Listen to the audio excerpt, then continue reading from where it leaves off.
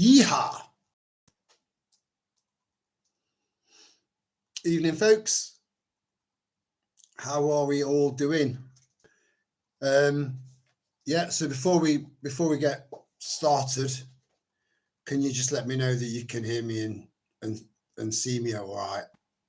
And we'll take it from there. Nice and yellow today, you know?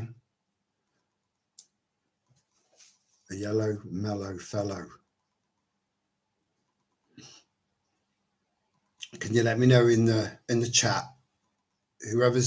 any of you two guys that have started off with me? Hello, Joanna. You all right, lass? Hope all is well. Where's Sticky Vicky? Is she still on holiday?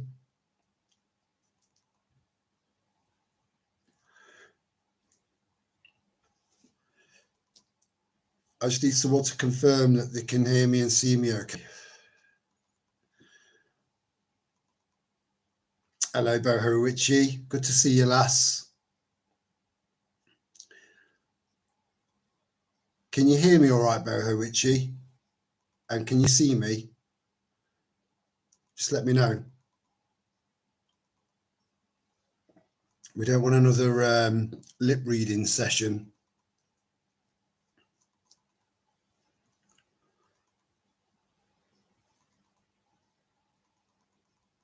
Brilliant. Thank you very much, sweetheart. Much, much appreciated.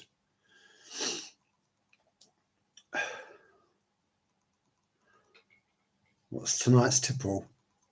It is a tipple because it's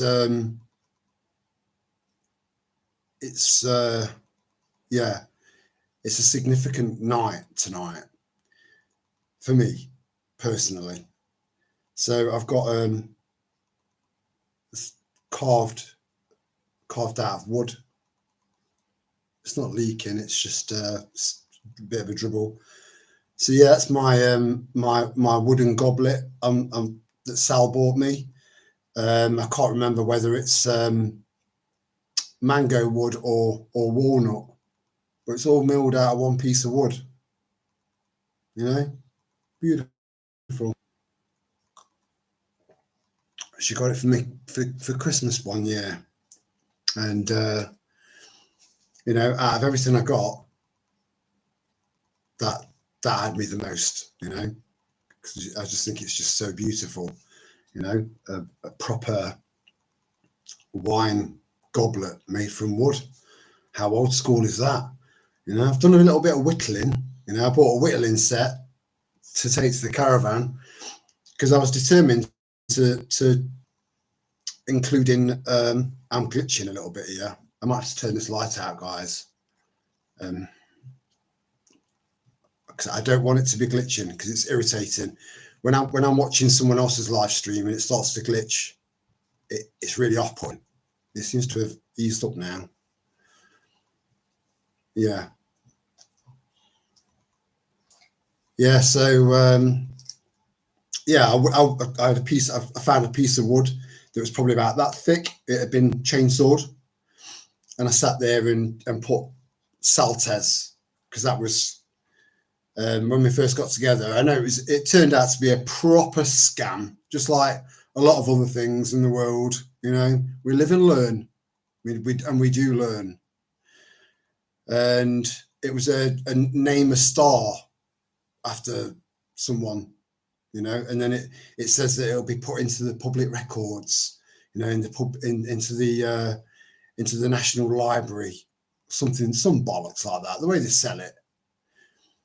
But I just thought it was quite a romantic gesture for as a birthday present to name a star after her. And it was just going to be called Sally, but then something else that would have made it unique, so that in case there were loads of other Sallys that had named other stars, and you know. And then she insisted that we called it Saltez. So still got the certificate that means absolutely fuck all because it was a scam. But it's still a nice gesture, you know. Yeah, yeah, it is lovely, you know.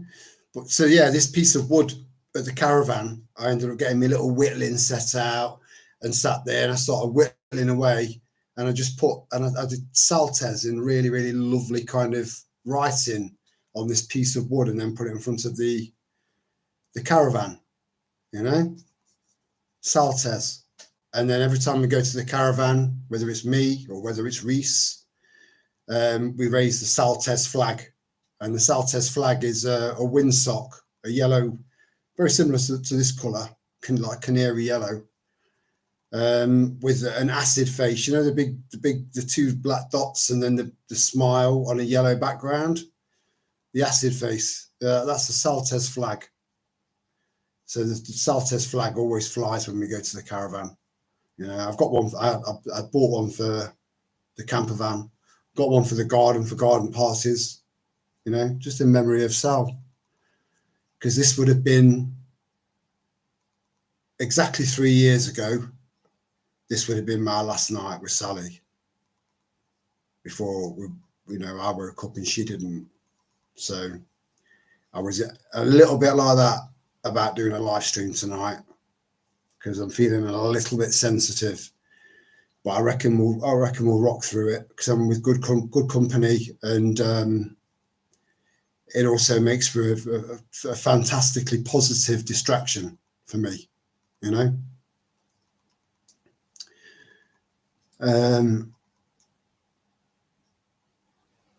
You have a whittling kit. You know what? That doesn't surprise me, actually, Boho Witchy. It really doesn't. Like to have a go when I'm camping. It's very therapeutic. It is. If you get a really good set, if you buy these really cheap Chinese ones, the end, the actual tool end of it, if it doesn't snap off the wooden handle, it will either bend or it's just so wobbly that you can't get fuck all done. So if you're going to invest in a whittling set, it is very therapeutic. You can make stuff out of wood, but if you can afford it, invest in a proper one, a decent one. You know, spend £30 plus, not £8. So yeah, I had my work cut out, but I managed. I pulled it off, you know, because I was determined. I'm a determined man. Yeah, we always start with a spoon. Who doesn't like a good spoon? It's still not finished. How long have you had it? Yes, Joanna, she will. She will. Yeah. So I've lit a couple of candles as well, you know. But don't worry. It's not going to be. It's not. I'm not going to kind of bring the vibe down or anything like that. Well, this will be. I just needed you to know that tonight is quite significant to me, and my stepson as well, you know, and my mother-in-law and my father-in-law, stepdaughter. If you knew the score, yeah, Joanna, it'd be lovely. But I'm not going to be. I'll raise a glass to Saltes. I love that, Bo Richie. That's so lovely. Thank you. But yeah, don't worry. This is not going to be, you know, a depressing live stream. It will move forward as normal. But I just wanted you to know that. That's all. You know, that's all.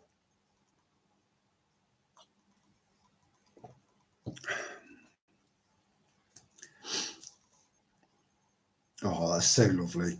You know, she was absolutely beautiful, and she was just so cute. I look very different there with without a beard. You know, I was thinking. So let me just get one more thing off my chest first.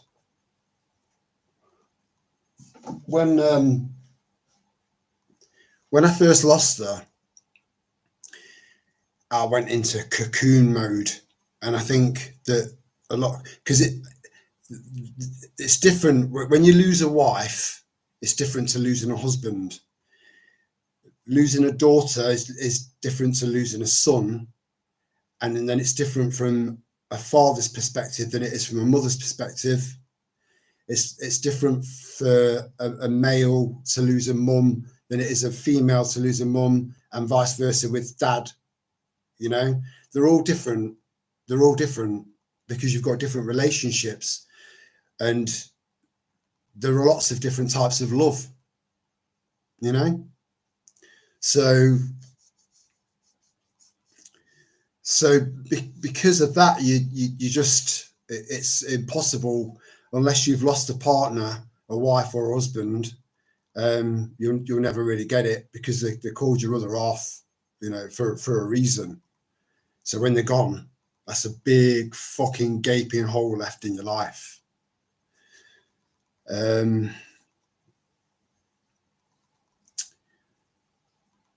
Yeah. Let's move on. So yeah, what would you like to chat about? You know, well, because I was in two minds about this live stream, I need a little bit of encouragement to move in. Once I start getting into it, I'll flow, you know, and I always do. Could be looking at another 9-hour live stream. Who knows? Probably not. And then I was thinking about, when is it you go to Birmingham? I think it's the 17th of May, which gives us plenty of time to build the numbers. However, it also gives them plenty of time to build their numbers too. Isn't it mad that we live in a world where people like me will go on a march in solidarity and unity with my fellow countrymen and women, right, of all colours. Anyone that values Britain and the British people and the British way of life, its traditions, everything, even the quirky ones, right? It doesn't matter what colour you are, if you appreciate that and you appreciate the country that you're living in and the opportunities that it's giving you, like I said, of all colours, then that's brilliant. And people like that join the marches, you know. We have Sikhs, Hindus, a few Chinese people, you know, were at the last one as well, because they've got the same concerns as we have.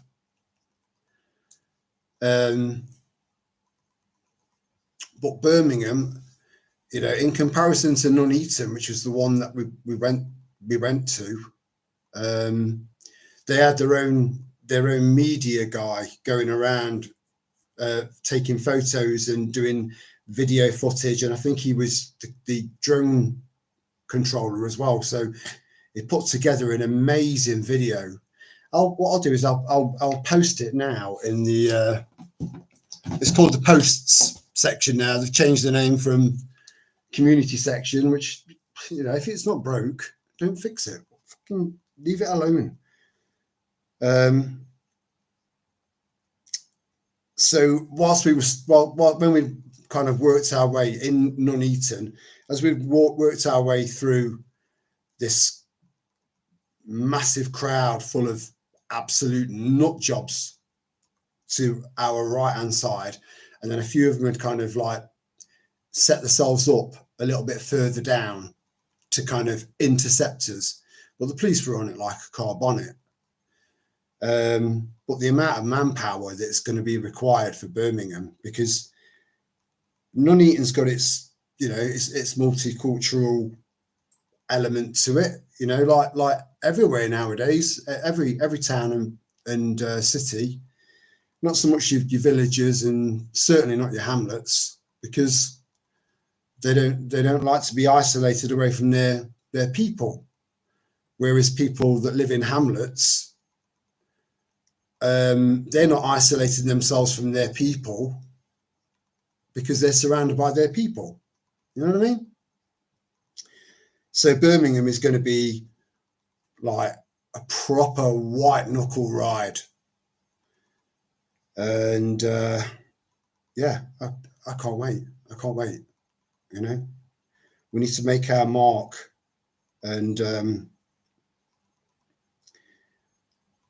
I was watching, there's a guy that's got, I can't remember his name off, I've got shit with names, right? There's a guy that's got a channel who's a proper friend.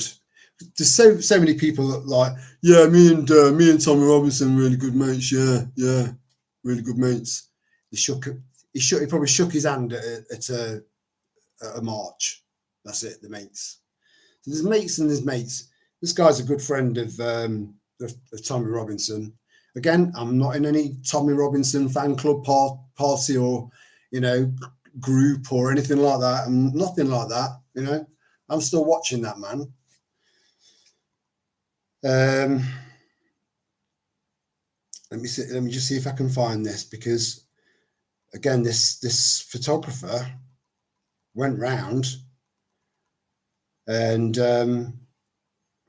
I can remember being stood there with Paul Twigger, who will probably join us, and he just kind of came along with his camera, this like top of the range, state of the art camera, and just panned down. He crouched down and panned around at the girls.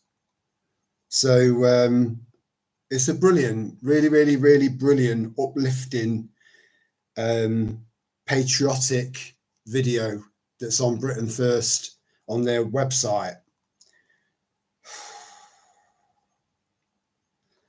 And it was Michael, aka the Outrider, sent me he screenshotted it. He was watching the video and he just clocked me and the girls. I didn't even know that existed. I didn't know what had happened to that footage, you know, and I've not really kind of researched it really. Again, I don't follow. I'm subscribed to Britain First YouTube channel. But I don't pay them any you know, membership fees or subsidies or anything like that. I'm not affiliated with them in any way. I just see them as a very patriotic potential political group moving forward, and they're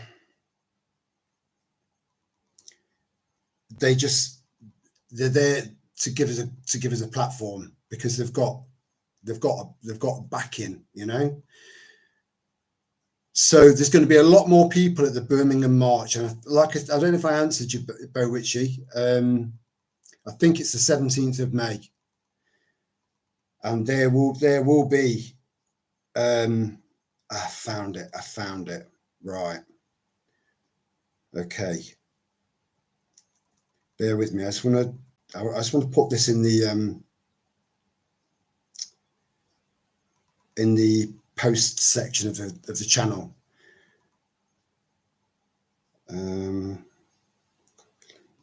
I'm sorry, I don't like being distracted by my phone, and pretty much every live stream that I've ever been on, you've had my full attention. But I just want you to see this, you know. I want you to see this. And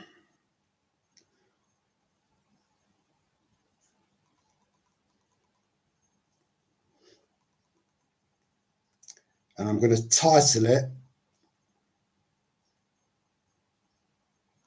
so you don't see my face, you don't see Paul's face, but you see our legs. I've got like a desert camo.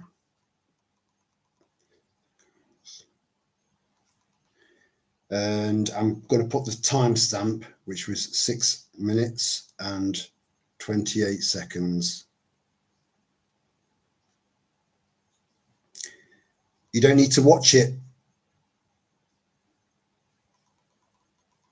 to appreciate the video.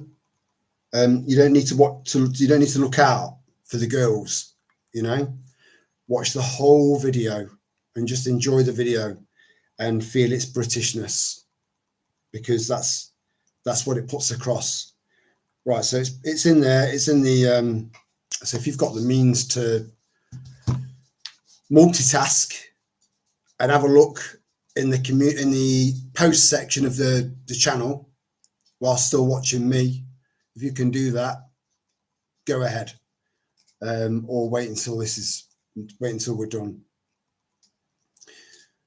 Right, so one of the problems, again, I don't like hypocrisy, right? It irritates me, you know. So you've got Antifa fascists, so anti-fascists, who are the most fascist people on the planet, you know, and they all hide their faces, you know. Just remember, so anyone that wants to join us in Birmingham, please join us, you know. Email me if you want to come. Hi Lana, you're all right, darling? Email me if you want to come, and we'll exchange phone numbers and stuff, so we can make sure that we can home in on each other and walk together, march together. And so last July, when the riots kicked off, and justifiably so, that was the lion just giving a bit of a roar. I said that there's so many people that are taking their eye off the ball. When you go to a march, especially something that's going to be quite big like Birmingham, because there are a few of you guys that I know are coming and joining me, and I know that they're bringing friends along as well. So it's just gone poof, poof. So if everyone else that was at the Nuneaton March is doing the same, then that's going to be a significant amount of people carrying the flags of their countries above their heads, and proudly so. But it's also there's going to be a lot of resistance because it's such a multicultural city now. I can't remember what the statistics were now of what the ratio is of white, British, indigenous, what the population is. If anyone wants to do a little quick Google search, and because I don't want to be touching my phone, I want to give you my full attention. If anyone can Google that and find out what the what percentage of Birmingham is British, indigenous, white, and I think it'd shock a lot of people. And that's where we're marching, and we're marching with an organisation that's seen as very, very far right. If you remember how the BNP were perceived by the media, and therefore perceived by the fucking sheep that were gobbling up all the bullshit that the mainstream media dishes out in their propaganda peddling machine.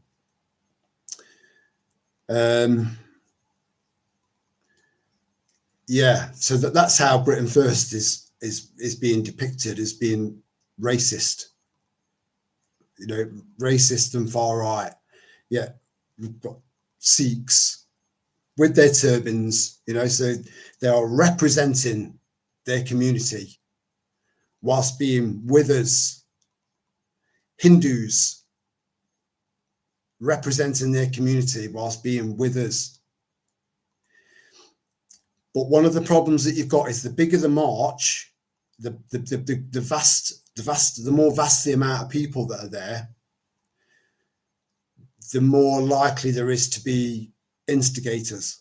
Now, in that video that I did where I showed my face for the first time, I'm sure it was that video, it might have been the one afterwards. I said that a lot of people are taking their eye off the ball.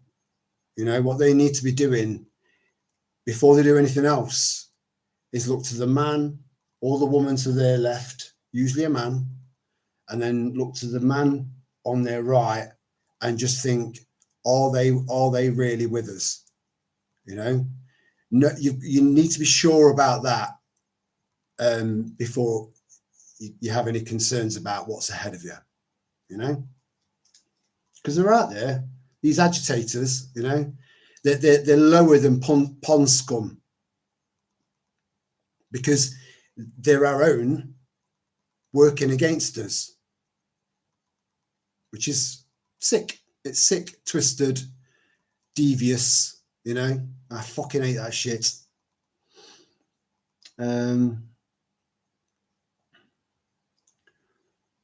I need to email you about the camp. Definitely want to come. Boho Witchy, you will be well looked after, and you will be surrounded by. Bring your other half along. You know, if it makes you feel more comfortable, bring your other half. But even if you didn't bring him along, you'll be with good men, good honourable men that will look after you. You'll be safe. I guarantee it. I'm just going to put a top on before my nipples start to break through my t-shirt. I left the heating off today because it was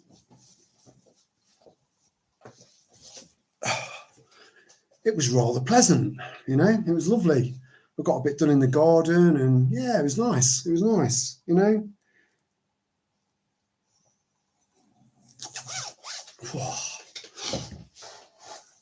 So yeah, it's going to be AOP. So this is so Anthony Warren there. That's my flesh and blood. Flesh and blood. That's my only brother. That's my actual brother. 48.7%. So the and that was in 2021. So it's going to be less than that now. So we're probably looking at more near a 40% Indigenous white British people living in Birmingham now, and that's where we're marching. So the police turnout at Nuneaton was just right. It was just right, and they acted. They did their job impeccably. You know, they were absolutely bang on. I couldn't fault them. You know, and you know my opinions on the police. But they did their job. They did their job, and they did it really, really well. And it was very well coordinated. Everything was done spot on. You know, so their leadership was you know on form. Birmingham's going to be so different to that. So different. All they need to do is find one little weak point in the police chain to get at us, and that's it. You know, it'll be all in. Because if what I saw at Nuneaton was anything to go by, and there are so many British patriotic women out there that are looking around thinking, what the fuck's happened to all the proper men? We were all the proper men. You know, we are witnessing the pussification of mankind. Too many beta males and not enough alphas. Now you go to a Britain First march, you'll see the men. You know, and this is just a tiny portion of good British strong men that were, you know, representing our country.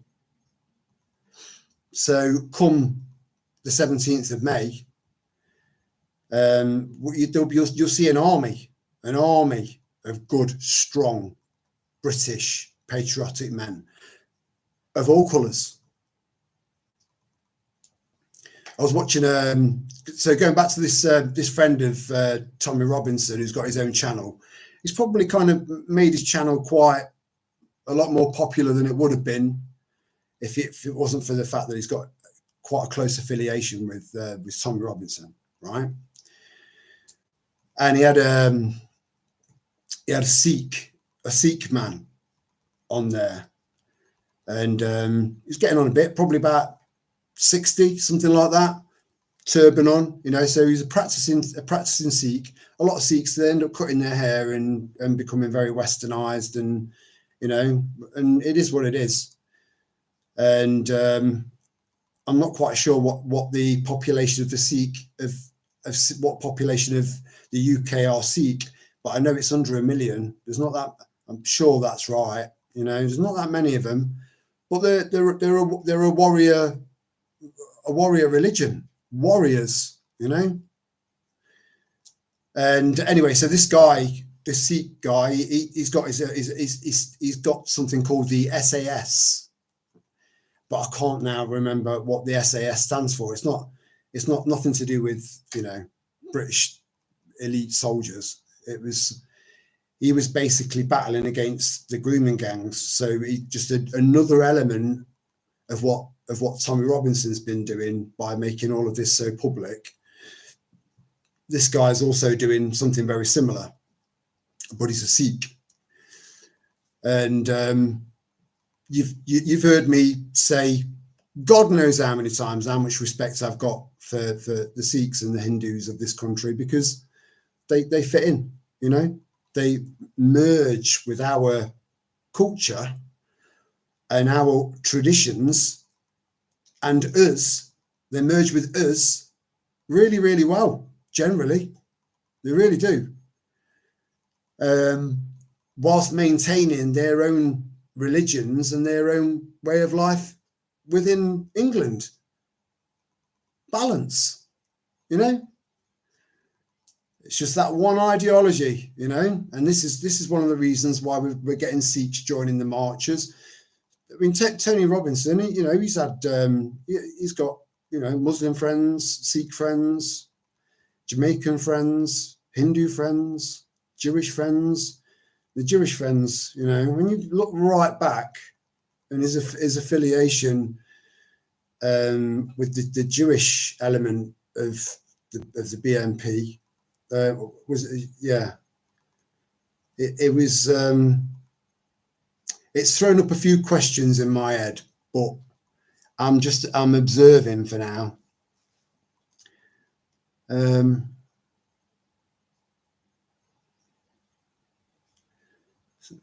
Office food and soft poops, so upset, GI tract. I don't know what that means. He is metacalm, got gut stimulant, critical care feed, and is relaxing on a heat pad. Is that your dog, Lana? I'm so sorry. You know how much I love my girls. You know, I'll die protecting them.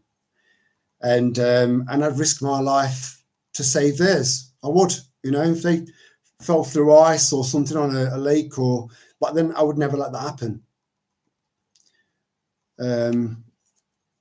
So yeah, that connection that we've all got with dogs, or at least you know, a big massive chunk of us, we're a dog loving nation. You know, we're famous for loving our dogs because they are family. They are family. So I'm so sorry, Lana. I hope everything works out all right. No, you won't find any figures for 2025, bro. You know, this censorship is on steroids now. There's so much information that I could find a year ago that I was going to integrate as a sort of a reminder, if you like, into future videos, future walk and talks, future live streams, and that information is gone. It's gone. This is a digital version of book burning. This is why we need to buy books. You know, they can burn it off the internet, but they can't burn it off your bookshelves unless you let them.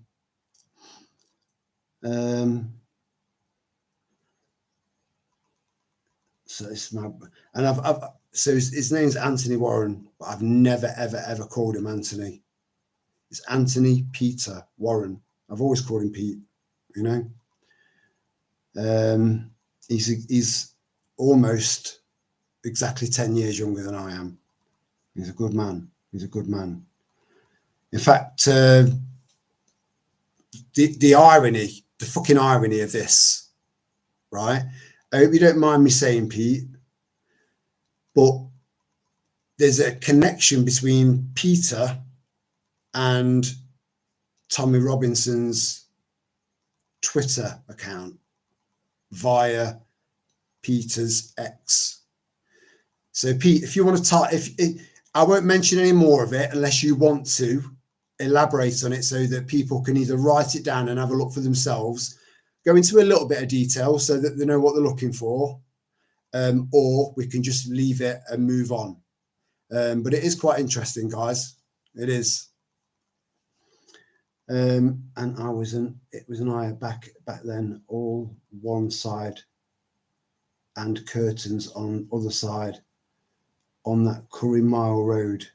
Forget its name. Yeah, I can't remember what it's called now. The Curry Mile, maybe. If it's not, that's what it should be called. Sikhs and Hindus are honourable people. Yes, they are. Yes, they are. Yeah, Sikhism, you know, it's about oneness. So, I mean, what more could you want from a religious community that's not originally from this part of the world? What more could you want from them than that sort of attitude? Oneness, you know, unity. They don't want to change England.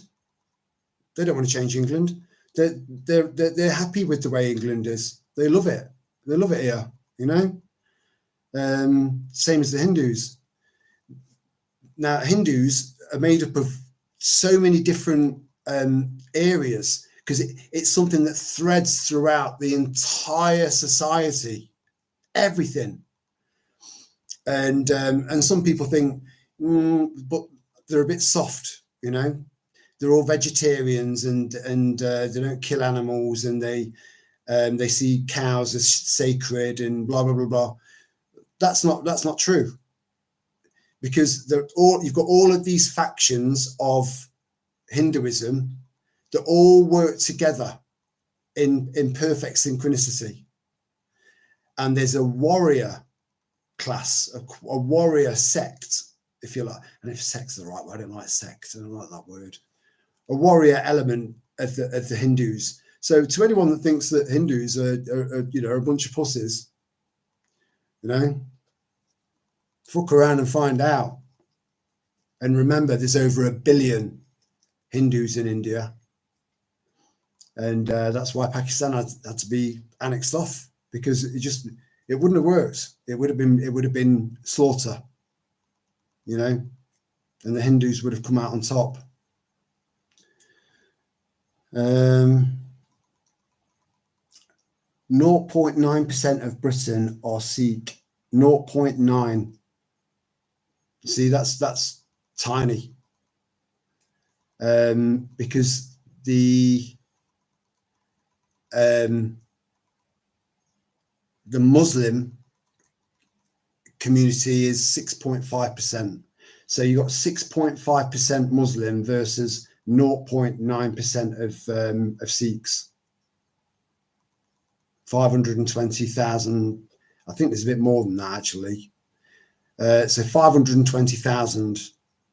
Well, that's still 520,000, you know, proper warrior men that love our country and don't want to mess around with it, don't want to change anything, don't want to bring in some sort of law where all of a sudden your women have got no rights, they can't go to education, they're not allowed to go out in the streets unless they're escorted, you know, they can't even show their ankles, they can only show their eyes. And do you want that for your kids or your grandkids?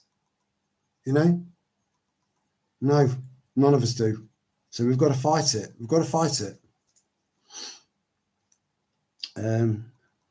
Oh, your little guinea pig. Oh, and they're so cute as well. The little noise that made. That's quite high pitch for me. Normally, I need a kick in the bollocks to get that high. I still can't believe the low blows from Labour now. This is how this was all expected. It was all expected. We knew what he was all about. That video that I did, you know, where I said, right now it's game on. now it's time to start fighting our way up that hill, you know. And yeah, that time is now. Keir Starmer doesn't have a soul, right? He's completely and totally devoid of compassion and empathy. There's nothing there, nothing. You know, I did a little kind of jokey goof about him, you know, just to demonstrate how cold he is. So this is a bit dark, right? But this is just how I interpret Keir Starmer, right? So he comes home and finds out that one of his children has been involved in an accident and passed away. And he comes home and his missus is distraught because that bond between a mother and a child is it's way more powerful than a father-child. You know, no offense, bro, because my son, he's a lone parent bringing up his son. But I do think there's a difference there. I do. But Pete is an exceptional dad. So Keir Starmer's come home, just found this information out. His missus is in absolute bits, right? And he just turns around and says, "Well, we can get another one. We can either buy one or we can get you artificially inseminated. I can't do it. You know, I can't do it because I'm gay, and I also I'm just following the orders of Uncle Savile, Uncle Jimmy. You know, his ties with Jimmy Savile go right back to when he was like 9-10 years old. So then his ties are also with the king, only by name only. He's not a king. He's not a king officially. So his connections, Keir Starmer's connections are vast, you know. So he's pro-Islam. Prince Charles is pro-Islam, even though he's meant to be the protector and the defender of the Church of England. So we're on our own. We're on our own. But just remember, we are the 99%. We are. There might be a bunch of retarded sheep out there that still don't know up from down. But people are waking up, and they're waking up fast. It's inevitable. And again, the more shit that these people are put through, when you end up with nothing, that's it. You know, you will own nothing and you will be happy. Yeah. When people have got nothing left to lose, they've got nothing left to lose. It's all in. Fuck it. Let's go for it. And there's a video that's floating around. I've had it sent to me by about 4 different people now of what is believed to be microwave energy waves used for crowd control. And it just shows you loads of people just running back and screaming for no apparent reason. There were no, mounted police, no weapons drawn, no dogs, nothing. It just looked dead random that they just ran away for nothing, screaming and shouting, right? But I posted something in the posts section, what used to be the community section. People are already miles ahead of this on building banners, placards, if you like. So the placards say something, but they also double up as a defense mechanism against these microwave crowd control weapons that they've got, because they don't want a couple, 2-3 million people all converging on Downing Street in the House of Commons and the House of Lords to fucking empty it out, do our version of really draining the swamp, not just the made up version that all the mental MAGA lunatics are thinking that Trump's going to be doing.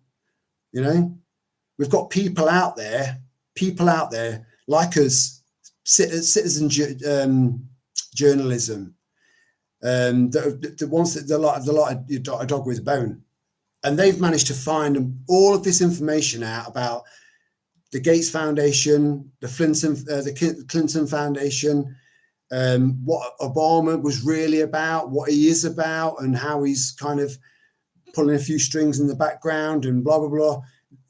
We've evidence, overwhelming evidence, has been compiled by just normal people like you and me. So they must know. Yet they're all free. They're all walking around. They're all free, And those pardons that were given 15 minutes before the official inauguration of Donald Trump, all of that should have been overturned, because everyone knows that he wasn't cognitively sound. He wasn't sound of mind, which means that, if you look at when we do wills and stuff like that, I of sound of mind do declare blah, blah, blah, blah, blah. Sound of mind. So if someone's just done a shitload, thousands and thousands of pardons, whilst just being a walking fucking cabbage, that should be overturned instantly. There's another reason why I think the Trump administration is so corrupted and tainted. They're still spraying all of the skies over there with, heavy metals and nanoparticles and all that shit. They're still rolling out jabs. I've made it clear that I don't believe that COVID ever existed. I think everyone was lied to, right? But even if it did exist, which it didn't, that it will have gone by now. So why are people, why are people still getting jabbed in America? Under the nose of a new president who originally in his first term launched Operation Warp Speed. There's so many people out there that think that they're awake and aware, and they're not. They're not, because they're not using this and they're not trusting this. They're working on that.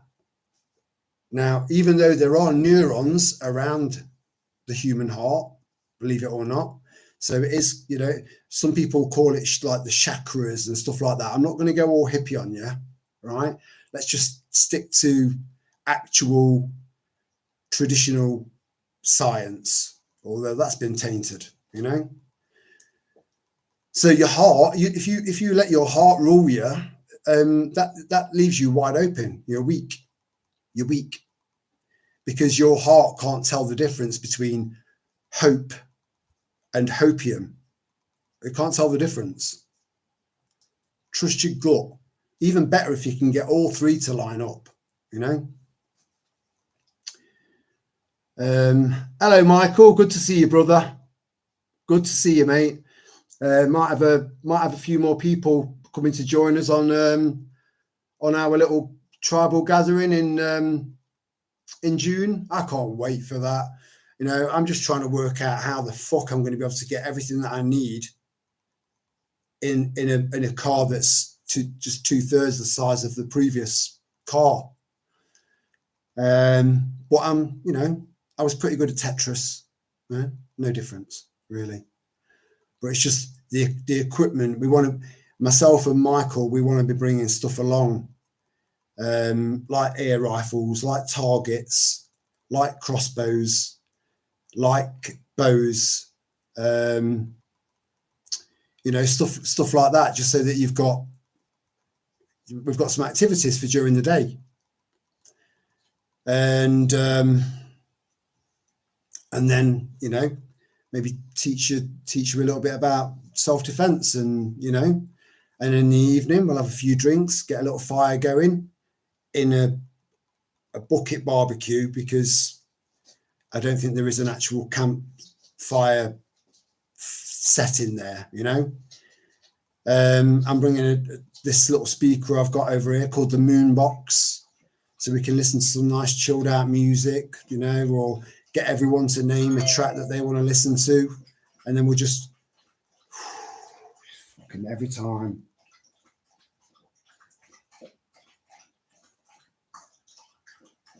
And it goes on forever and ever and ever and ever and ever.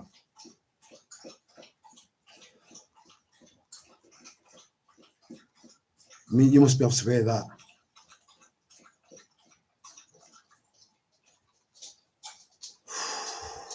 Fucking hell. So yeah, you know, trying to bring all of that equipment plus a tent, plus if by any chance someone decides to come along last minute and they've got absolutely no camping gear whatsoever, I'm gonna have to chuck that in the back of the car as well, along with 2 dogs, all my gear, you know. And I've got a tendency for being over prepared. I'm a prepper, you know. It's what we do. But yeah, fair enough, Michael, mate. Just thanks for saying hi. What is the name of your guinea pig? Yeah, what is the name of your guinea pig? Yeah, they eat them. They're like it's just, you know, it's a snack in South America. They just roast them, don't they? Over sorry, I'm making things worse. Where are we? I had to turn my phone off as it was buffering. Yeah.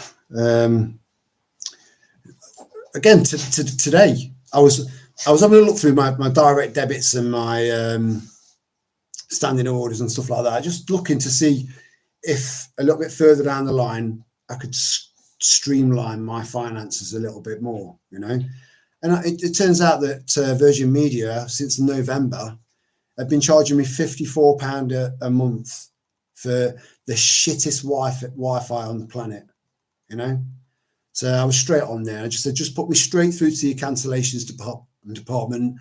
I've already gone through I know you're prepared to give me a little discount of 3 pence there and £1 there, you know. Enough. I've been through all that with you before. I want to go straight to the cancellation team. I've had enough, you know. You've got offers up on your website encouraging new customers to join you for £26.50, and you just don't give a shit about the loyal customers that you've had for 2 decades. Next thing I know, they've turned around and said, "Would you be prepared to pay £26.50, Terry?" Oh yeah, all right. It will go up in April to £30.50, but I'm still thinking I'm still saving 20. It's still, you know, still saving 23 quid ish. Sometimes you just got to go straight in there and be determined. Don't just keep going along with these companies just because it's convenient and you don't want to have to fuck around by setting up another direct debit or another standing order. I don't advise direct debits. Standing orders you've got more control over. But yeah, just don't take any shit. Don't tolerate it, you know. And you can save a fortune by owning yourself. Just own it. Own it.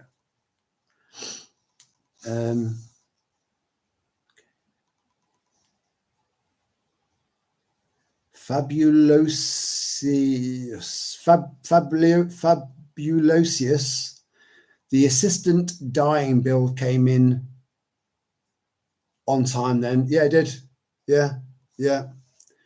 And what it is we've got, there are so many fucking morons out there, like proper, how did you manage to wake up this morning and then go to bed at night without killing yourself, you know, or killing someone else? Because you're that fucking stupid, right? So the government puts things across in a certain way, you know. It's like the online safety bill. It's like, right, would you like to protect children against child porn, right? Everyone's going to go, of course, yeah.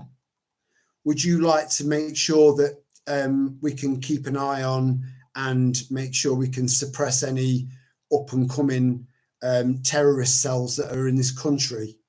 Yeah, you know, but it's always been the case. Always been the case. You give them 1 inch and they'll take a fucking country mile every time. So the online safety bill, yeah, fuck that. Fuck it. Just keep doing what you're doing, you know. Nobody's got the right to tell you what to do. You're grown-ass adults, you know. You said goodbye to being told what to do when you left school and left home. Yeah, we might have had a few jobs where we've had some like tyrannical bosses, but that's never lasted long for me, you know. I either have a word or I am a notice in and fuck off somewhere else, because I won't tolerate people being disrespectful to me, you know, just for no reason, talking down to me, telling me what to do. Ask me. I'm all good with that. You know, ask me. Just ask me. So the amount of government overreach that we're witnessing right now is just an absolute piss take, and nobody should be tolerating it. You know, nobody. Shungite next to your skin neutralizes those vibration. I didn't know that. But have we got any proof on it? This is the thing. But then not everything's provable, you know. I do genuinely believe that we all have a consciousness, but nobody knows where that's located. Some people say the pineal gland, but nobody knows for sure. My offer for you guys to stay at my home still stands. Right, okay. Come on then, lads and lasses. Let's call it a day. Email me your address, Joanna, and we'll be, you know, don't expect us to bring a bottle, you know. We want to raid your stash, you know.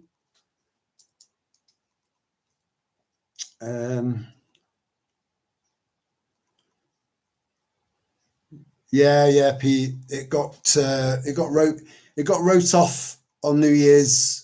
I was going to go to the caravan this weekend, which would have meant no live stream, no Friday night live stream. But it would have. I didn't want to connect a really, really, really bad anniversary, bad day. I didn't want to associate that with the caravan, because that caravan was always full of happy, chilled, loving, fun memories, you know. And you can feel it when you go in there. And yeah, so yeah, Pete, on the way back from Edale on New Year's Day, pitch black, and just ploughed into a lake that used to be a road. Wrote the car off, which is like little kids, you know, when the little kids when the goldfish dies, you know, like in Poltergeist, where I think it was a bird, Tweety, and they end up kind of burying Tweety, and the little girl's like crying and that, and as soon as they buried the little bird, she turns around to her mum like instantly and saying, "Can we have a cat now?" You know, she's over it. It's like, what else can we have to replace it?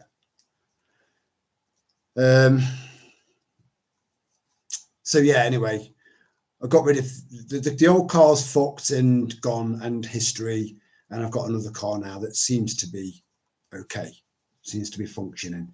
It's had one lady owner for 14 years. So yeah.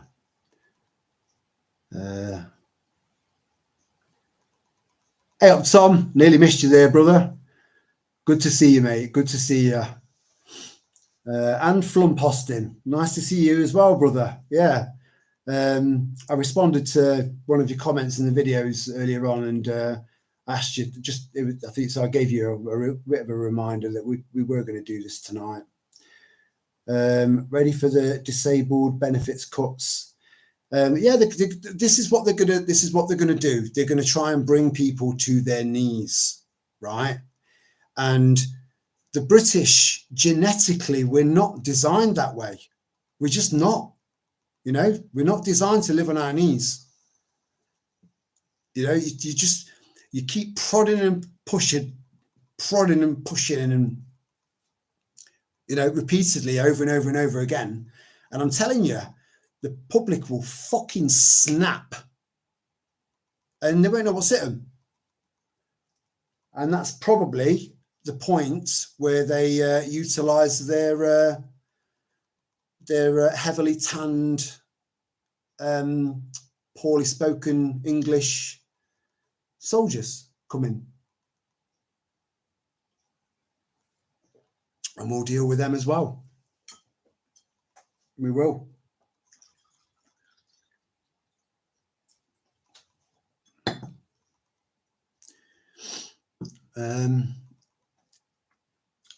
I'm recovering from a chest infection, so I'll be quiet tonight.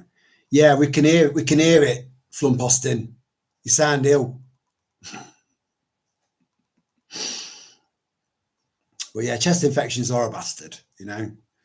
But yeah, I think most men moan, don't they? Oh, Bill. I'm not like that, you know. If I've got a bit of a sniffle, I've got a bit of a sniffle. If I'm really ill, you know, I will say I'm fucked. I'm fucked. But generally, I mean, women just, that's why it's called man flu, because women just expect men to just moan, you know, whereas most women, they just get on with it. They just get on with it. Yeah, I've got a cold, but it's not a problem. The dinners are the oven. The kids' pack-up's made. I've picked them up from school. Now I'm off to work. I'll see you tonight. You know, that's it. They just crack on. Women, they just crack on. Men, it's like, oh, I'm dying. You know. Oh dear. I have asked Severn Trent why they want nearly £700 a year off me for water. Joanna, I'll email you something, right? Because even though it's an American study, it still applies over here because it's the same principle. You know, we've got the same shit in our tap water as they have over there, so it's applicable. So if you arm yourself with some decent knowledge and you get typing away, but again, make sure you've got a paper trail. Make sure you've got a paper trail. Don't refuse to pay. Just say, I need you to prove to me that this isn't in my water. This isn't in my water, nor is this, or this. That one is a neurotoxin. That's a neurotoxin. That's trace medication from whatever that just goes straight through your system. This is does something else, and then there's that, which is also a neurotoxin. So if you can prove to me that none of these things are in, you see, fluoride is naturally occurring. So you would get fluoride in your water anyway. You would, you know, but not industrial fluoride, because that's what they're using. So, you know, I will, let me just make a note of that, because I don't want to do that now, Joanna, but I'll, let me just get a pad and a pen.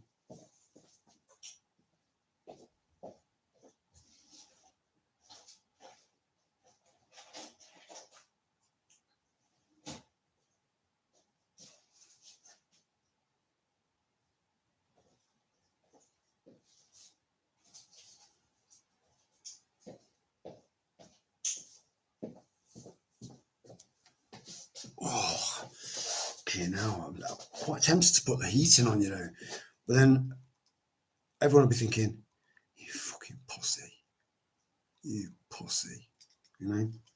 So I'll brave it. I'll just like that.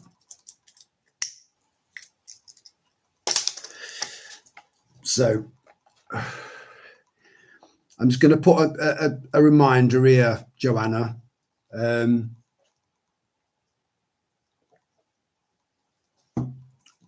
email you something that was forwarded on to me, because water rates is my next battle. I'm just working my way through them one by one. Email.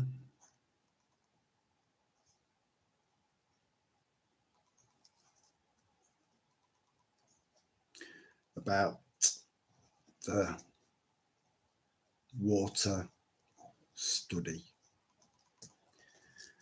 And this is all peer-reviewed stuff. So I mean, these muppets that will be hounding you for your water rates if you stop paying them, because you can stop paying them, but don't state that you are refusing to pay them. Don't do that. Just turn around to them, compose an email based off the information that I'm going to be sending you. And if anyone else wants this information as well, just email me and I will return that email with this information, right? So you're not refusing to, because I mean, water rates, I mean, I can't believe how expensive it is now. It's ridiculous, you know? And considering, I mean, where does all that money go? That's a serious amount of money. £700 per person, you know? That's a shitload of money. That's a lot of money. Where's it all going? Because they're pumping excess shit into, or human, we'll say human race. We're fucking classy here. Do you know what I mean? So they're pumping human waste into the rivers, human waste into the seas, providing you with below sub-par standards of water, drinking water out your tap. And yeah, so what are they doing with all this money? They're not really kind of restructuring or rebuilding the sewage system or anything like that. So this money's going somewhere, and it's going into the hands of shareholders, because everything now is privatized. Thank you, Maggie. I hope those fires in hell aren't scorching you too much. The ward I work on don't open windows. When you say work on Flumposting, do you work there, or are you a patient? I'm just winding you up, mate.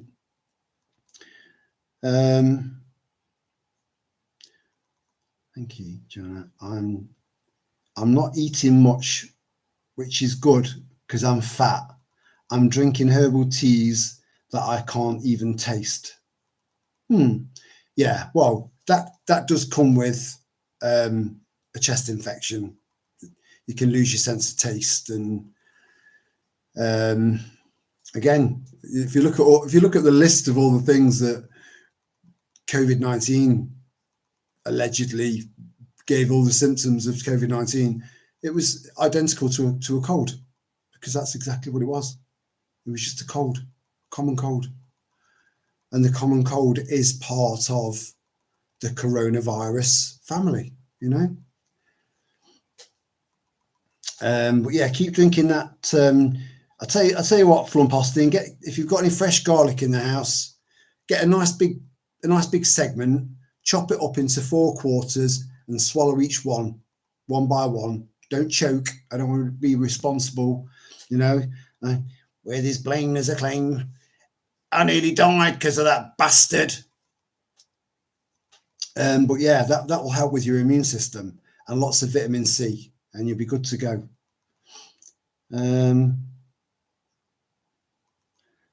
Keep lots of layers on your chest. Drink soup. Yeah, tomato soup.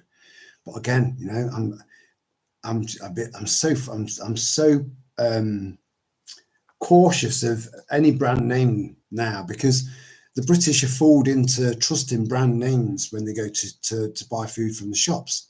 It's like, oh, Heinz is on special offer. You know, it's on special offer. But if you look at who owns Heinz, you know, and we all know that they're trying to kill us softly. This is why it's so important to try and grow as much as you can for as long as you can, and then try and buy stuff from your farm shops and stuff like that. My intention when I went to Asda and I don't know if anyone noticed, I did a little short.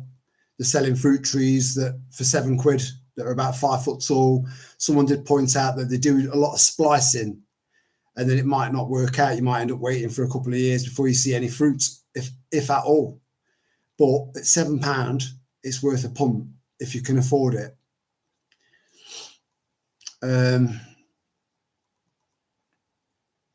Oh, fucking hell, I forgot what I was going to say.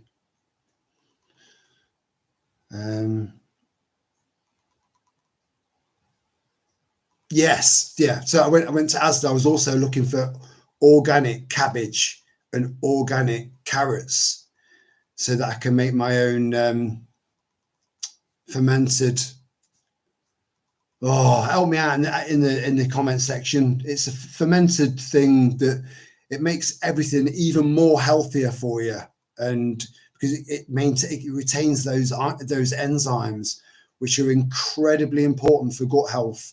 Got to look after your gut, and your body will look after you. You know, everything will fall into place. I would be grateful if you email me with your information, Terry. I will do that, Joanna. It's written down here, darling. And as soon as the live stream's over, I'll get it done. So have a look at it, and then if you've got the balls, which I believe you have, you know, compose an email to them. Just say I am cancel your direct debit or your standing order, and just say I'm withholding payment until you can prove to me this, and this is not the case. And they won't be able to do that. They won't be able to do it, you know? And they'll keep hounding you a little bit, and you've got to keep tolerating it. You might get a few threatening letters through the door. It's just sticks and stones. Eventually they'll leave you alone. You know, I know people that aren't paying electric, gas, water, council tax, nothing.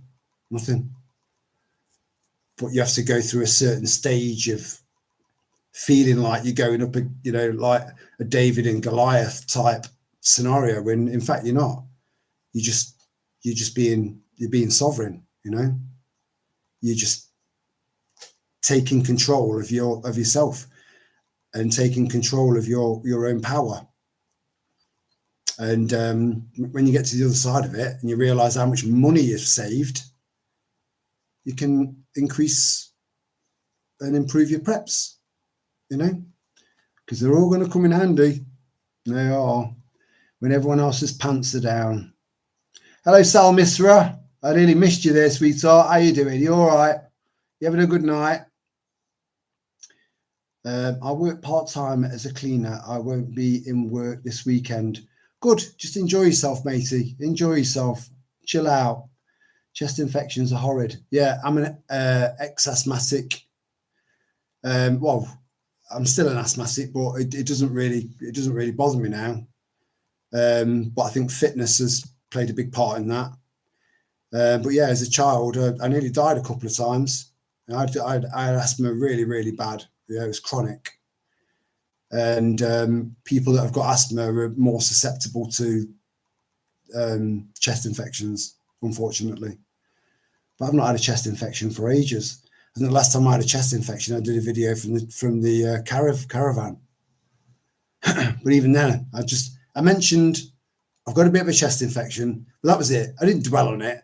I didn't do any like fake fucking half an hour of coughing. Oh, I'm so sorry. I'm just really, really ill. You know, none of that bollocks, you know.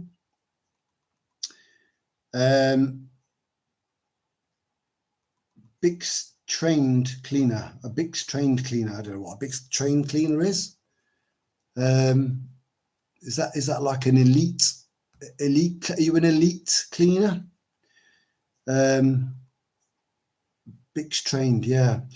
My EMF meter shows that when you put shungite between EMF meter and my phone, it neutralizes the numbers to 00. Wow, that's interesting. Look, you know, where there's smoke, there's fire, Maria. So there's been a lot of people that have been screaming from the rooftops about shungite, but you can't drape yourself in it. You can't wear a shungite tracksuit, you know, with a shungite hat.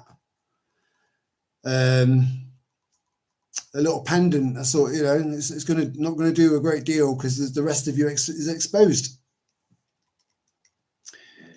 I stay away from Heinz. In the USA, Heinz put more shite in, like fructose syrup, because they can. Yeah, and they wonder why.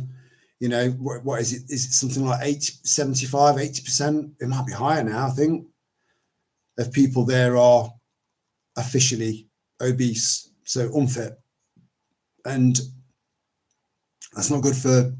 That's bad for preppers. It's bad for preppers to be unfit, you know. So Flump off Austin, if you really are a big lad, you know, just consider doing something about it, brother. You know, I was well overweight, and I'm now at my perfect weight, and I can maintain it.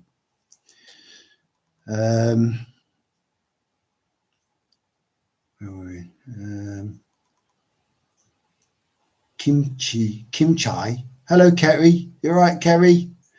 Sauerkraut. Thank you, Bo Witchy. Yeah, I want to make my own sauerkraut. But when I went into Asda, I was looking for an organic section, and there wasn't one. So, and I would have been prepared to pay whatever ridiculous price it was going to be for this organic cabbage and organic carrots, because my local farm shop's shut down now. It's a gym. It's turned it into a gym. So I just want to make a start on sauerkraut because it's just incredible stuff. It's amazing stuff, and it just lasts and lasts and lasts and lasts and lasts. You know, in places like Ukraine and well, that's a bit of a swear word right now, and Poland. You know, that's what they used to do: make loads and loads of sauerkraut and stick it in a cellar, and then just take from it during the winter. It's perfect prepping food because it's really good for you. Unlike all of the cans of processed shit that we've got and the pasta and sauces that's full of E numbers and shit and you know, these like sauces that you get in a jar or get in a pouch, you know, fuck knows, you know, I've got no idea what's in them. Whereas sauerkraut, you know exactly what you're eating and you know that it's going to benefit your gut and your gut health, which will then in turn benefit you and your mental health. Everything's connected. Kefir. Something like that. Kefir. Oh, do you know what? Yeah.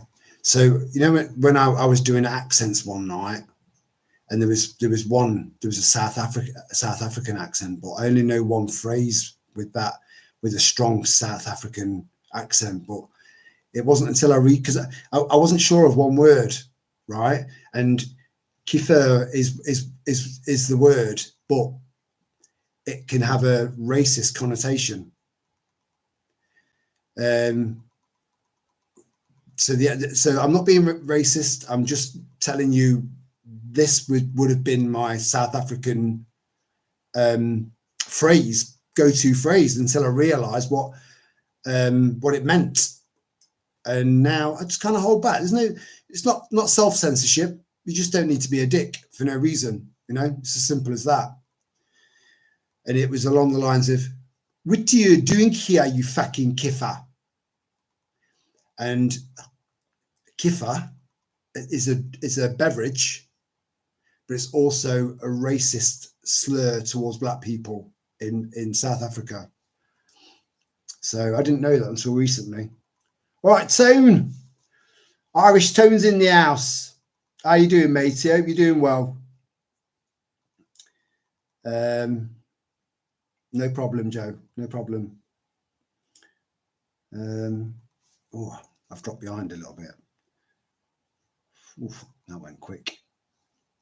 I'm doing chopped onions into a cloth, wrap around your lungs overnight. Old Irish cure.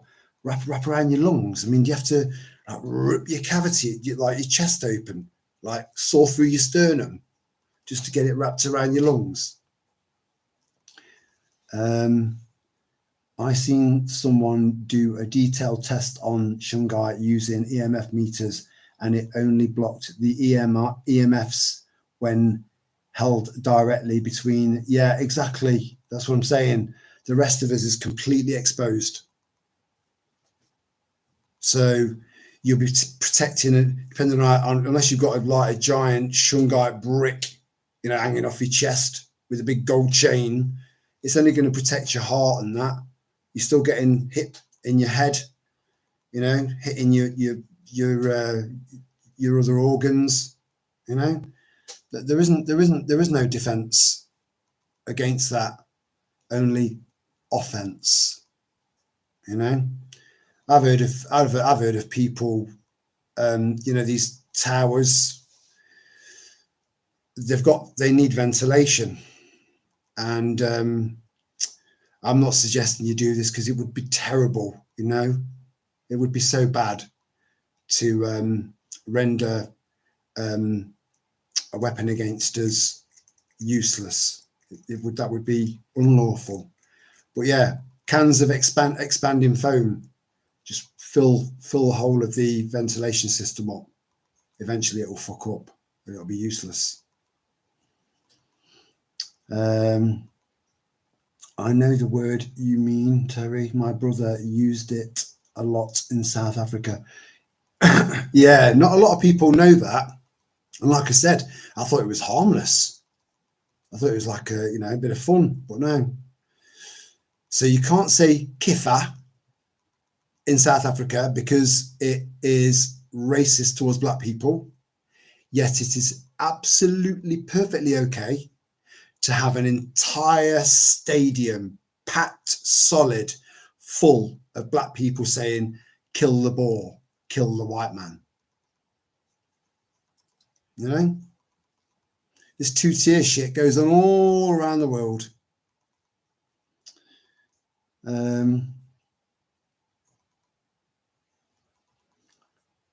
Where are we? Also peeled onions on soles of your feet, apparently. Yeah, do you know what? It wouldn't surprise me. It wouldn't surprise me. I know the word you mean. Yeah. And Heinz, yes, my brother. I'm not going to cover myself in garnish. Why not, mate? Because it will literally make you tasty. Going to a flat when a man was found dead and had been dead for 3 weeks, the smell never leaves you. Okay, now. Well, that's just cheered me up, Joanna.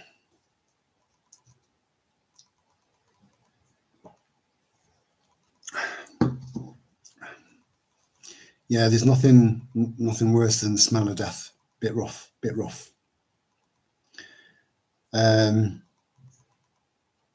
Flump is turning into a stir fry. Oh gosh, Joanna. You did those kind of cleans. Amazing people like you can do that job. I still don't understand what it means. A friend of mine does it. Air Hammond. I don't recognise that name. So if you've never been here before, Air Hammond, welcome to our little tribe. And if you've been here before, welcome back. Good to see you. So on skin shungite crystal, it helps me. I do think that in a lot of cases, the whole mind over matter thing is very, very powerful. It's completely underestimated. And I think that's one of the reasons why we're just plied with so much shit, and especially in our water. If you look at the amount, you know, because fluoride does calcify your pineal gland, and it dumbs people down. It's kept everyone dumbed down. Now the placebo effect is very, very, very real. So what's the difference between a placebo effect and faith healing? Just different by words only. So I think if you can believe that your entire body is being protected by one little chunk of fucking rock, then who knows? Who knows? You know, I've got a very open mind, just like a parachute, better off open.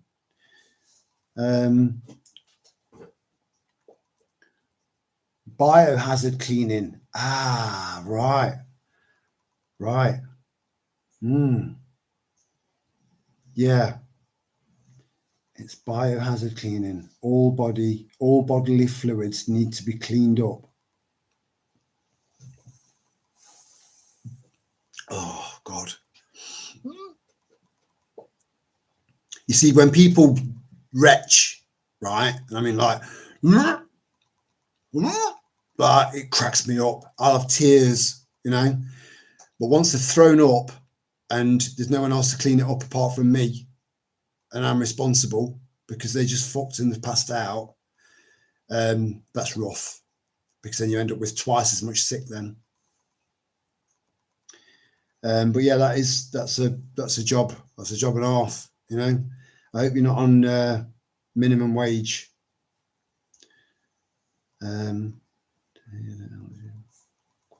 Quantum entanglement. Yeah, there's a lot more. Yeah, I'm learning a hell of a lot more about quantum mechanics and quantum physics, and it's just mind blowing. And it could just it can and will eventually just turn what we know is technology on its head, you know. Unbelievable. You don't mind cleaning up sick then, Joanna? Yeah, I can imagine you're the sensible one that's holding back someone's hair, you know, whilst they're leaning over the bowl, going for a projectile. I don't remember eating that.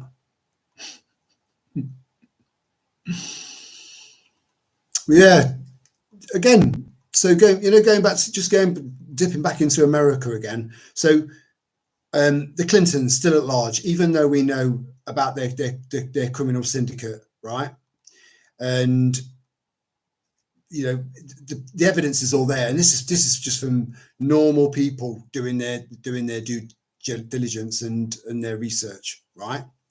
So we've still got the Clintons that have got their freedom, living it up, you know, getting off the tits on adrenochrome on a Friday night.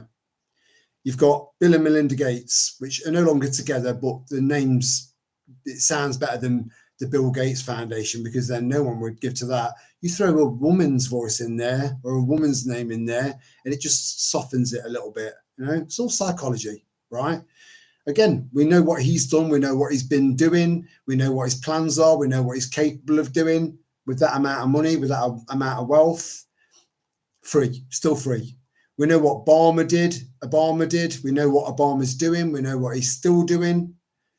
We know what he's done. We know what he's guilty of.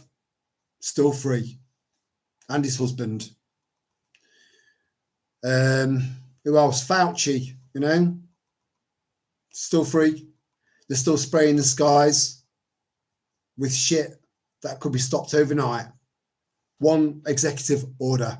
No more spraying the skies of these chemicals. No more. One executive order. That's it. Done. Finished.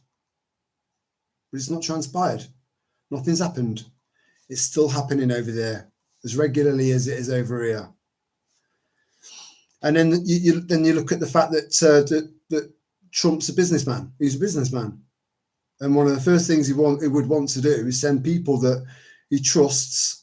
Then he's not very good at trusting, you know, because politicians, they talk the talk. That's all they do. You know, that's why people think, oh, he's He's saying exactly what I was thinking, isn't he, Frank?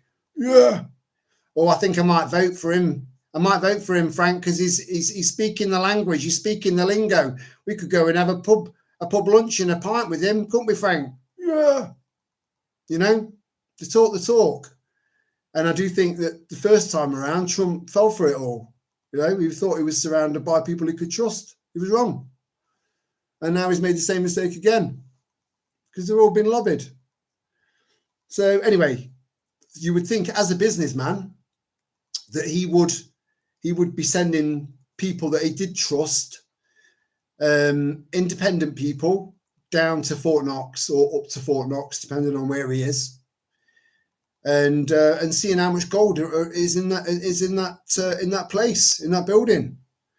You know, but it's not as a businessman, that makes, if I was a businessman and I was also running a country and I knew that my country was in $36.5 trillion in debt, which is impossible to pay back, I would like to see what we can do moving further down the line as an alternative, CBDCs, as an alternative, or Dogecoin, and then try and make that backed by gold and start again. A great reset, a financial reset.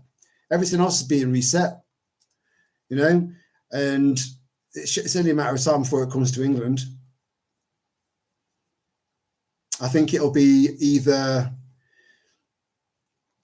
I think as this, right, so the digital wallets thing and the digital ID, I think out of all of the Five Eyes to get that next, it will either be New Zealand or Australia.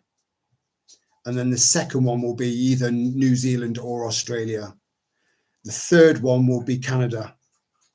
The fourth one, again, is anyone's guess. England, America, you know, take your pick. But that's my prediction, and it could quite easily happen this year. Like I said, they want to try and implement as much as they possibly can into 2025, which gives them, you know, an easier path to the next stage. And we need to keep waking people up. We've got to keep telling people, just finding subtle ways of doing it, you know, and just adjusting your approach. And my ban is finished on the Nextdoor app, so I'll be going back on there, trying to bring some souls back over to the light side, away from the dark side, before I get my fourth or fifth ban. You know, they don't tolerate anything there. Where are you? I used to struggle with phlegm when I worked in nursing homes. Sick wasn't too bad, but phlegm, those are both gross. Can you explain quantum to me? I don't know what it means. Fuck me, trying to explain quantum. It's so if you look at everything as everything around you is made up of atoms, everything, right? And everything, the density of those atoms, how close they are together, how they react, depends on how solid or how soft or how fluid it is, you know.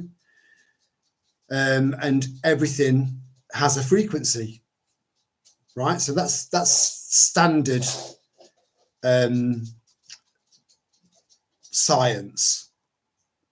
Standard. It goes down to the atom, right?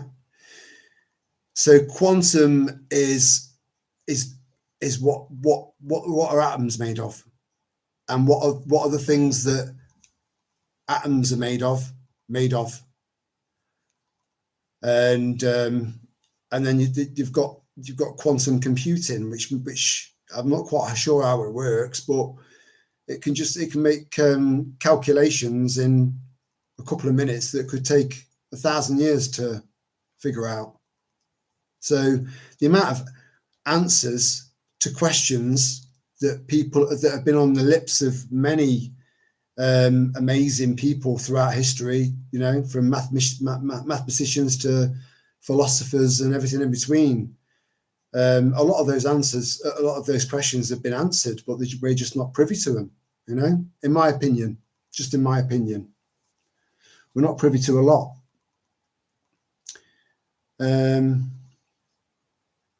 Hey up, Hugh. I nearly missed you there, mate.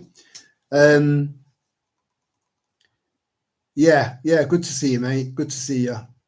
My friend Lou could never deal with phlegm, but I could. I'm lucky, can switch off. Yeah, it is a mind over matter thing. That does make a difference. I just came back from Lou Vaughan Wall. Lost your glasses, right? That would explain. Yeah. If you can find your glasses, mate, let us know where Lou Vaughan Wall is. I'm assuming it was Cornwall. Yeah. Please come with me next time. In a nutshell, it has been demonstrated that particles can perform differently depending on whether you observe it or not. Yeah, that's another example. And particles, a particle in my hand now can be reacting with a particle on the other side of the universe, let alone the other side of the planet. They could be linked intrinsically, connected, directly connected, but with just massive, the space doesn't matter.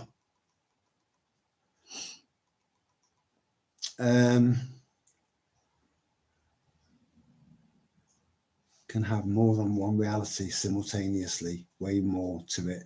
Yeah, that's what I mean, Lana. It's a difficult one to just put into words, really, because it's so complicated. It's not, well, it is complicated, but it's more of the fact that it's just so out there and mind-blowing, really. Yeah, there are lots of YouTubes about it. Hiya, brother. You good? Yeah, all good, mate. All good. I lost my long-range glasses. Well, just sit closer to your screen. You'll be all right.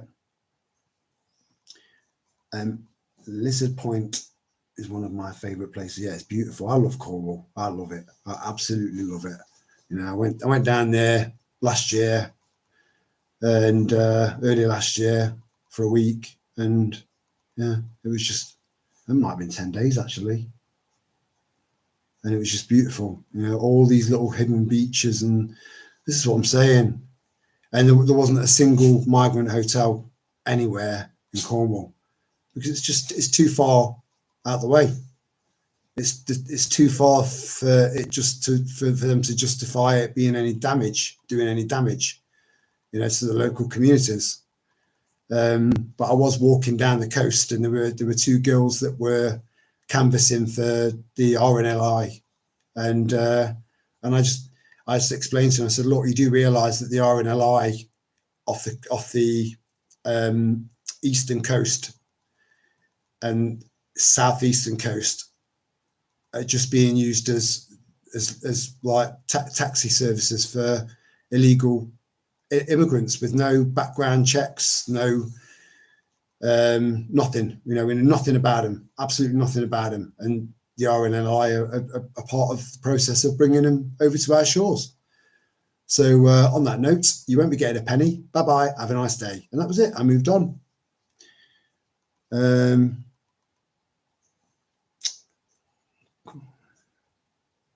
Maybe I don't watch or doubt the Shungite and just leave it to do its best. Yeah, every little helps. Quantum computing is pooling computations across multiple dimensions, multiverse. See, this is why I was apprehensive about going there, because it's a head fuck. when you start looking into it, when you really, really start looking into it, you know, we could be having converging timelines and all sorts of shit going on now. You know, look at the was it the Philadelphia experiment? I think that was there was an element of anyway. Yeah, do your own research. Sorry, I just went for a bathroom break and let the cat out. You mean you went for a piss? You know, don't be shy, Joe. You went for a piss, and now you feel lighter for it and better for it.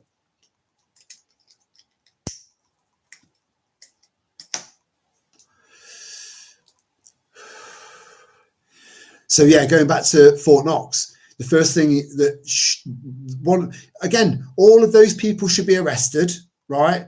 No one's drained anything out of the swamp. Fort Knox has still been unattended and not checked out. You know,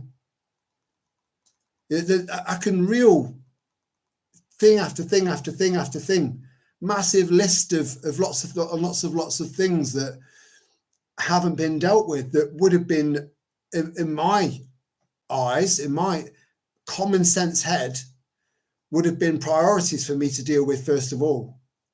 You know, they're full of shit. They're full of shit. Everything they're doing is just tokenistic. That's it. That's all it is.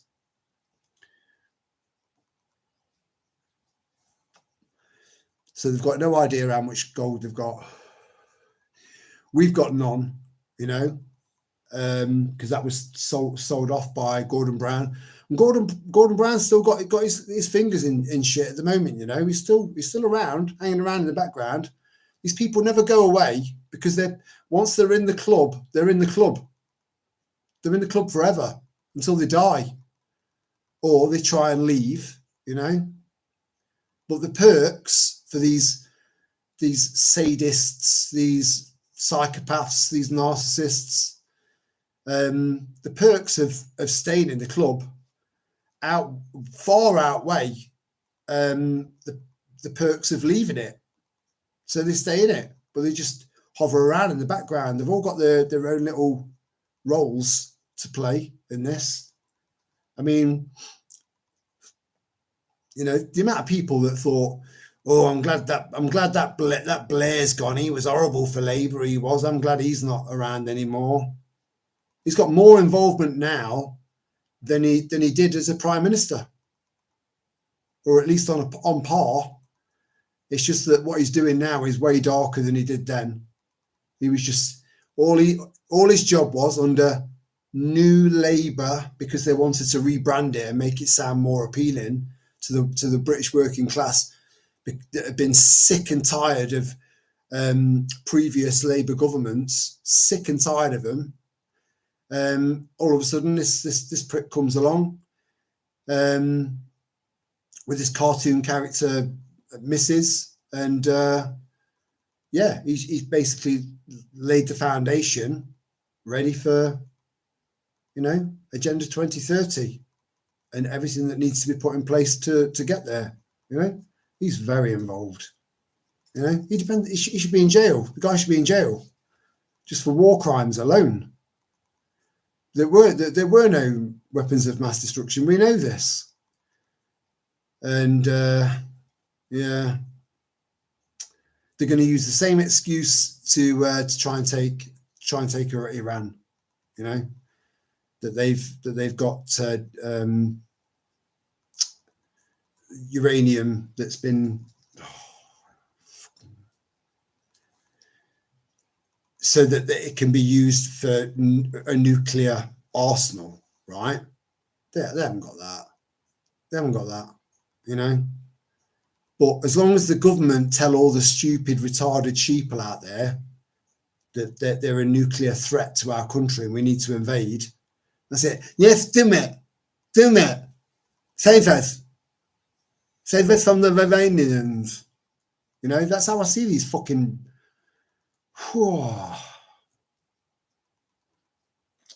I'm not as intelligent as you guys. Yeah, I had a piss and opened another bottle of wine. That's my girl. Go on, Joe. I reckon we might have corrupted Jo, you know, because I think when she first like, you know, started commenting in the videos and in the live streams and that, she was prim, you know, proper prim, you know, like yeah. Now she's just, yeah, we've just turned her into a, yeah, I don't know what. But yeah,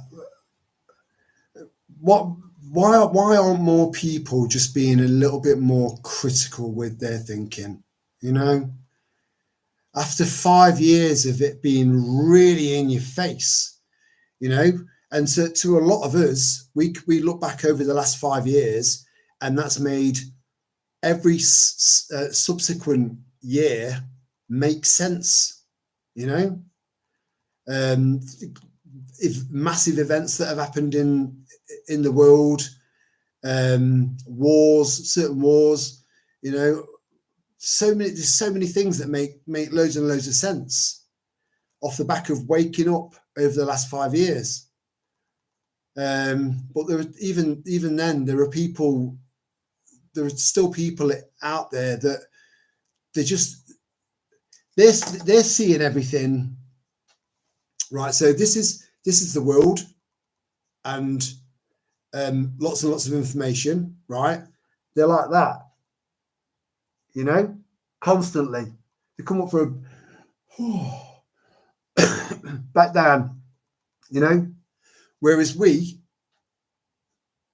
see like this, you know, with a peripheral, we see more, and yeah, that is more information to take in, but we've acclimatized ourselves to that, so it doesn't really affect us that much anymore, you know. But there are so many people out there that claim to be I'm awake, I am, you know, when they're not. They're still completely and totally fucking brainwashed. But trying to explain to someone that's brainwashed that they're brainwashed, it's not going to work. Do you know why? Yeah, because they're brainwashed.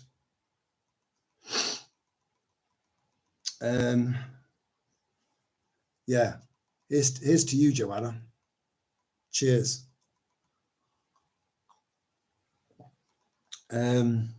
Only one timeline. It would be too complicated at the moment with two timelines. Yeah, but not necessarily. Not if we are pursuing one timeline and another timeline was left behind us, and there could be another version of you, another version of me, living a different life. You know, things could have gone off in a completely different direction in that other. We just don't know. You know, again, this is all like, you know, we've not got any proof for any of this. So, but I do find it quite interesting to talk about, because we've all had moments where we've just had one little conversation with someone, you know, that lasted for 30 seconds. You've taken that on board, and you've ended up thinking, I'm going to leave this job because I'm not getting anything from it, and find another job somewhere else where I can get something from it, some sort of reward, just from a 30-second conversation. Next thing you know, your life's gone off in a completely different direction. You know, you end up meeting new people and being inspired by new people, being influenced by other people, you know, just by a 30-second conversation, you know. So the multiverse concept, the concept of it makes total sense to me, you know, but we've just got no proof of it.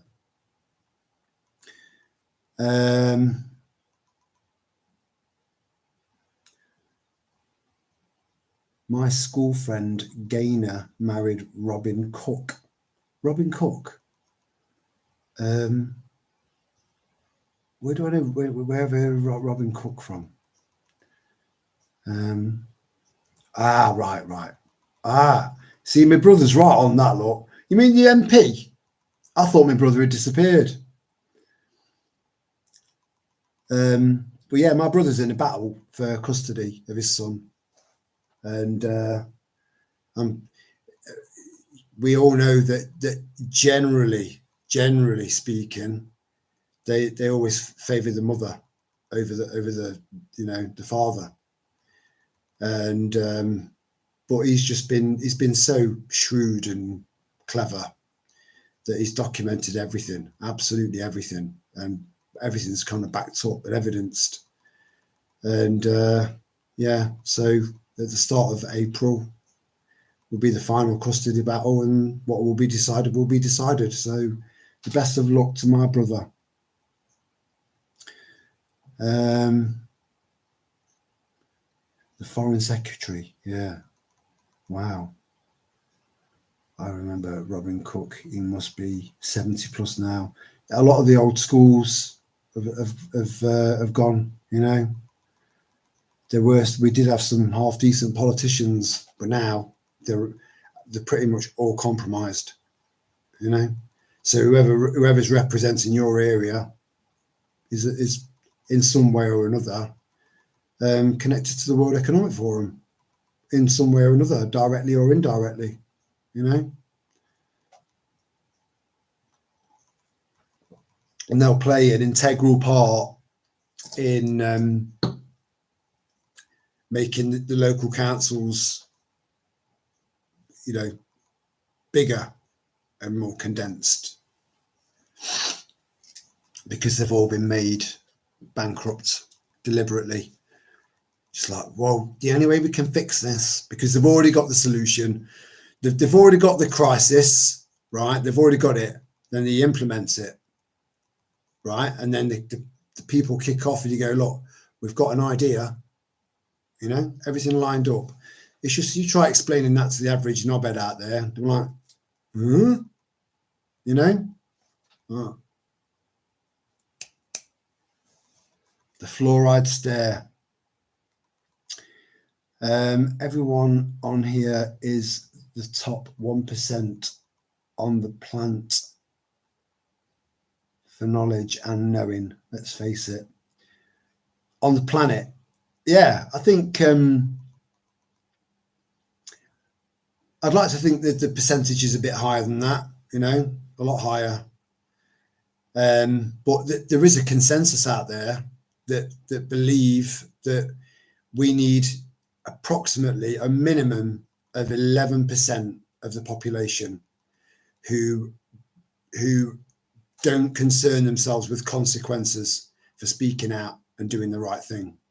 It'll be game over.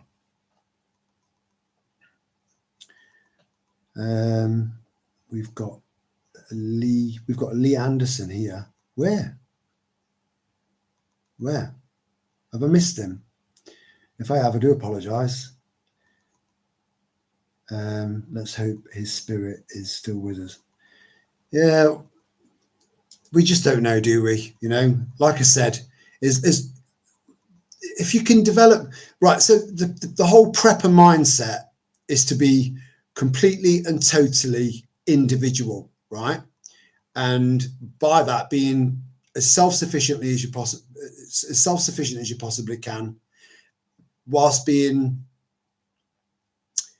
a complete and total individual. You don't follow anyone, and you don't expect anyone to follow you. You are yourself. You own yourself. I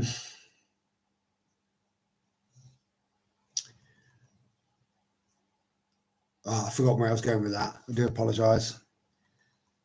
But yeah, we have to scrutinize everything, everything, because there's just so much lies out there. I mean, that's saying somewhere between the truth and the bollocks, right? Somewhere in the middle. No, it's not. It's just somewhere. It's somewhere there. It's not in the middle. It's somewhere there, And this is why the BBC have been getting away with so much for so long, and all of the other mainstream news outlets, because they'll take a hint of truth to trick your gut into believing that it's truth in its entirety. Whereas all they do is they take something that is true and then manipulate it and then sell it at you as something that they want you to think, to encourage you to think a certain way, be a certain way, you know, just relentless mind melting brainwashing. And it's on steroids now, you know. Again, when we start to think, right, so why was I not brainwashed? Yeah, he was. And I thought he was really switched on until now. Now he's a fucking idiot. And all he talks is shit. Again, that's not them all of a sudden talking shit. It's you. You've evolved, you know. You've grown. You've grown spiritually, mentally, physically, you know, you've grown. And they've been left as they were. So that contrast is so much more stark that you notice people that are stupid more. But again, it's hard to tell who's going to be, who's wake upable and who's not, without talking to them and taking a few risks, you know, and not being shy, because your future depends on it. We need the numbers, you know. Like I said, if anyone wants to join us in Birmingham, just email me, and we'll take it from there. But it'll be a great day out. You'll be fine. You'll be safe, because if the police fail at that march, we won't.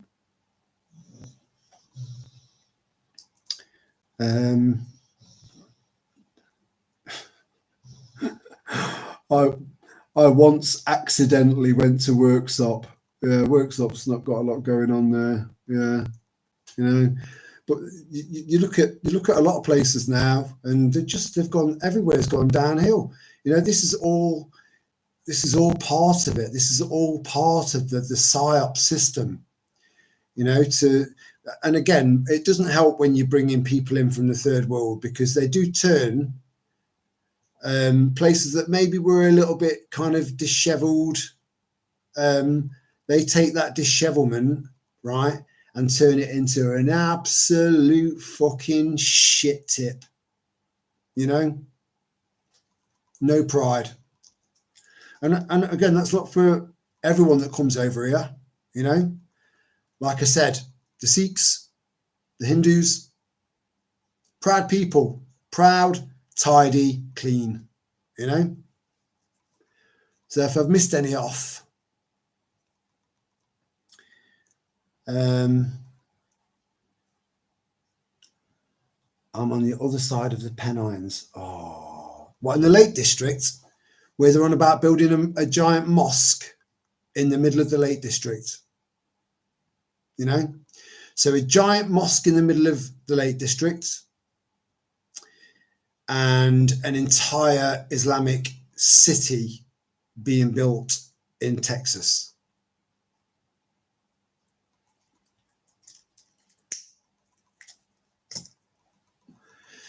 You couldn't make this shit up.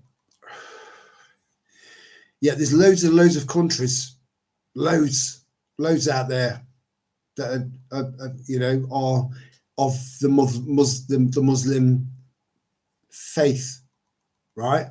Loads. And there's loads of space there. But they're not going to go there. No. Because they appreciate and enjoy the freedoms of the West, whilst maintaining a fake fucking faith. Like I said, if anyone, you know, if you ever meet up with a free Palestine, and just for the record, right, I am not in agreement with a brand new country, you know, that's less than 100 years old, just suddenly taking up a chunk of that part of the world, right, which was Palestine. The region was Palestine. So you've got this country, this new country, where loads and loads of like millions and millions of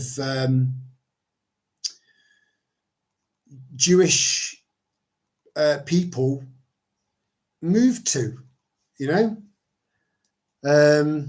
almost the exact amount of people that were gassed, So how did they populate Israel like that? You know. So anyway, I'm not a fan of Israel's expansion. It's not fair, you know. If that was France moving into the UK, that would be an invasion, and rules of engagement would ensue, you know. Or if we moved into France, you know, hostile, then we would be considered, you know, an attacking enemy, and they would fight back accordingly. But you see, with Israel, they're kind of going up against people that have got sticks and stones. That's it. Because Hamas is yeah. So I'm not a fan of what Israel's doing. You see, America to the Western world was the big bully boy. So I got control of this. Just move aside. I got control of this. You want to buy something? Well, you need to use the U.S. currency because that's all available to you. That's all there is, you know. So they were the power over the West and part of the Middle East. But Israel's just taken over that entire region. So there would have been people that have lived in areas that they've taken over that have lived there for, you know, they could probably trace their relatives back literally thousands of years. You know, I don't know how many generations that is. And then they just, you know, next thing they know, they're getting hoofed out of their own home that they probably built themselves, being left homeless, bulldoze the house, build a nice posh house in its place, and move an Israeli family in there. And this has been going on for years. But now it's on steroids. You know, and in northern Gaza, they're already building luxury beachfront villas. You know, this fucking world.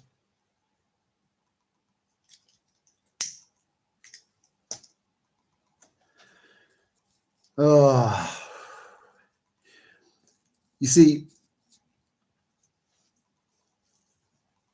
going back to the whole problem or crisis solution thing, right? We are in crisis. I don't think anyone can disagree with that. We are in crisis, you know? We are the solution. We just need more people to kind of wake up a little bit to some degree or another. And I think most people, but at very, very varied stages and at very, very, very varied speeds, you know, and in varying ways.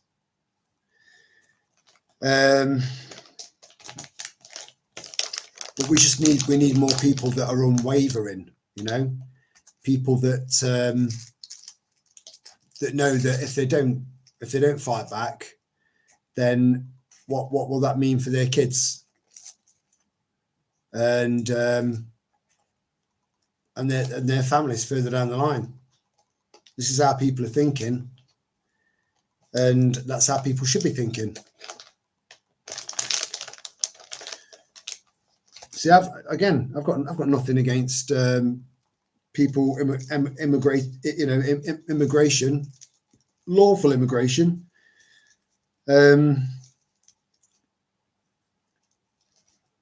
Because you know they've played a part in boosting our economy by starting up businesses and and kind of paying into the system and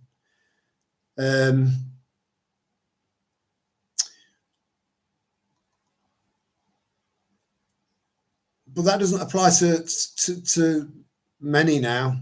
When you look at anyone that wasn't born in this country, if you look at anyone that wasn't born in this country that's now living in this country, the people that came here legally are dwarfed now by the people that have come over here on boats and by flight and by truck. You know, they're dwarfed. They did everything by the book, and you know, there would have been moments where they were so nervous because they couldn't go back home, like genuine asylum seekers. You know, they couldn't go back home,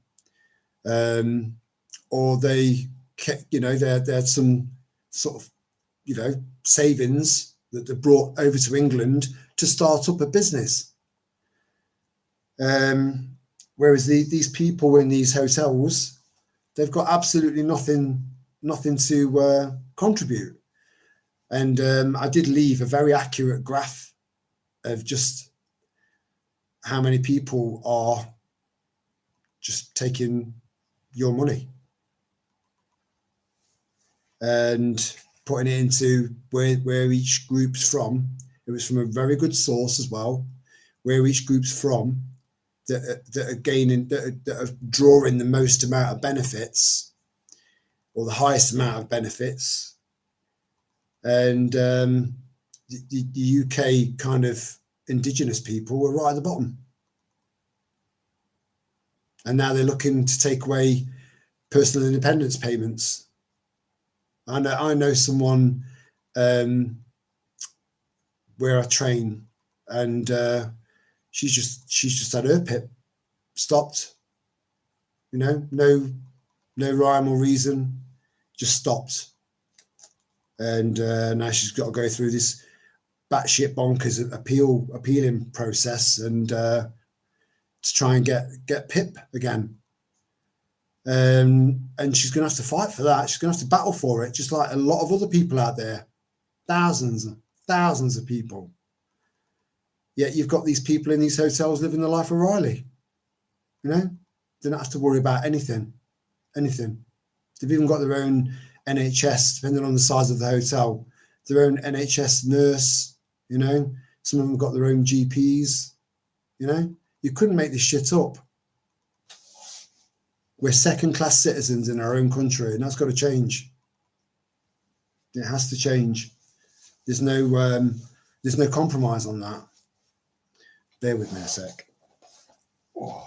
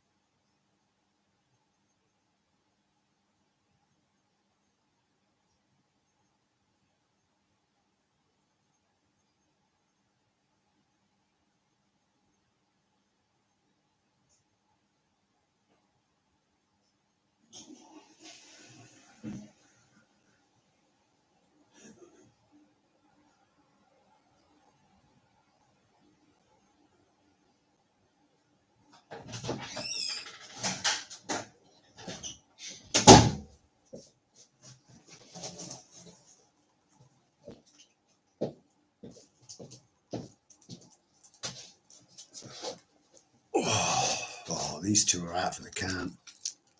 I like it when they're chilled. I feel like I've done the job, you know.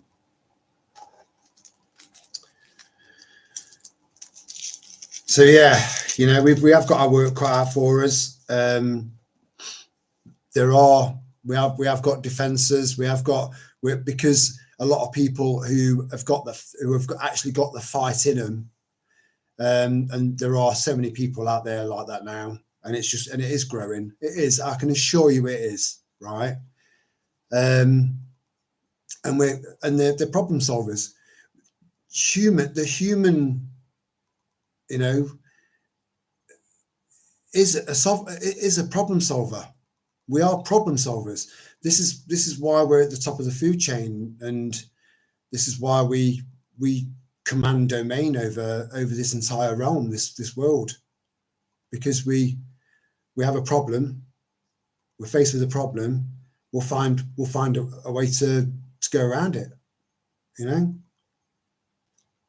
and that is one of what. So going back to this directed microwave energy weapon, right, that they're using to control crowds, to disperse. It's there for crowd dispersal, and it's meant to feel like you're burning. You're literally burning. Your skin's on fire, and you can't do anything to stop it. All you need is a full-length placard saying whatever it is that you want.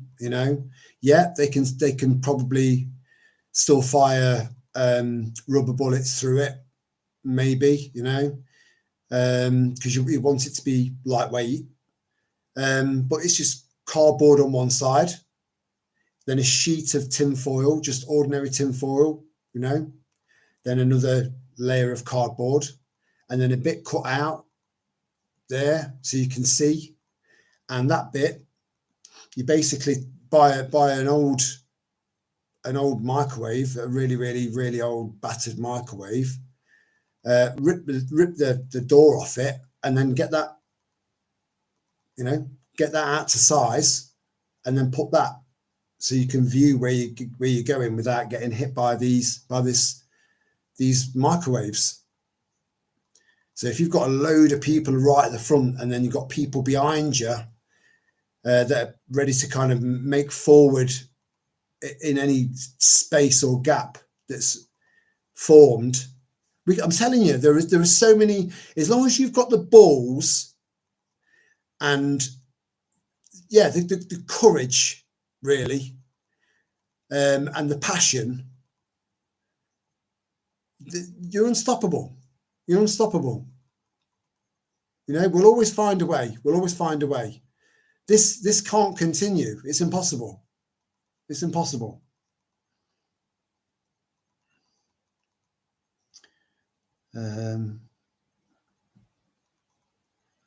Just bought a classic car from Norwich and was on the A1.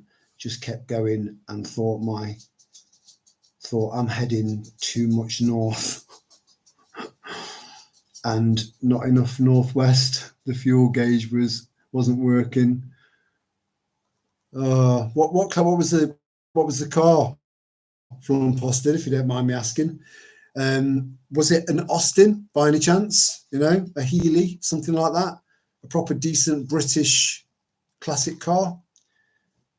Ended up going through workshop and just guesswork that I could get to Derby and ahead. You see, that's another thing. I believe that we've got so many sensors.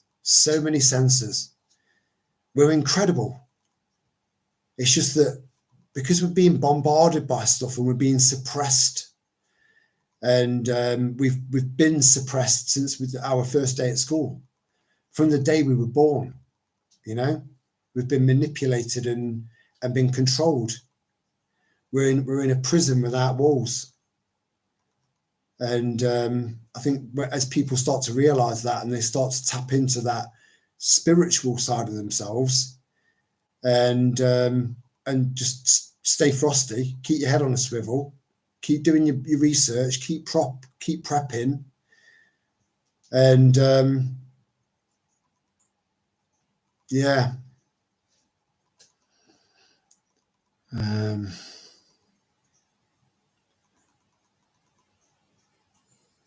an Austin 1300 Super Deluxe 1972. Wow. You see, 1972 was quite an interesting year for quite a lot of things. If you look it up, you know, Google it. But the first answer you'll get is Rose Hippie Guy was born. You know, that'll be the first main thing. But yeah, that sounds like a lovely, lovely car, and no tax. All ended well, but was exhausted. I'm assuming that's some sort of dad joke with the exhaust. But yeah, you know, if as long as you've got to always just be true and honest, you know, and genuine and authentic. You know, if you can manage to hold on to that, you'll end up with people around you that want to be around you because they really like the real you, right? And you'll inspire others to join the fight, because it is a fight. We are at war, you know.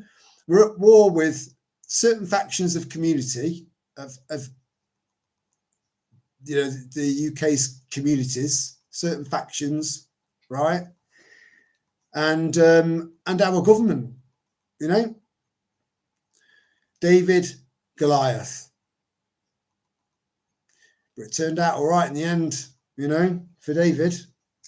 So just bear that in mind. Have faith in yourself. Have faith in yourself. I have friends who live in Stoke-on-Toast. Joe, get your glasses.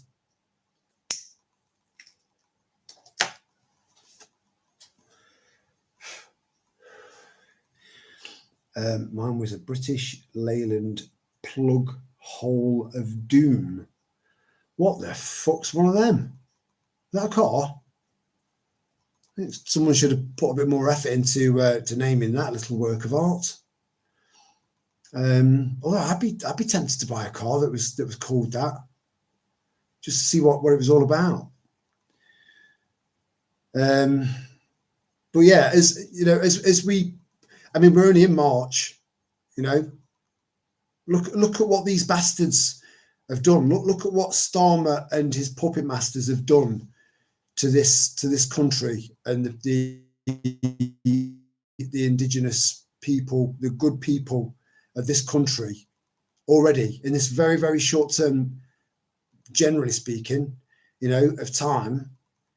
They've done immense damage, ridiculous amount of damage.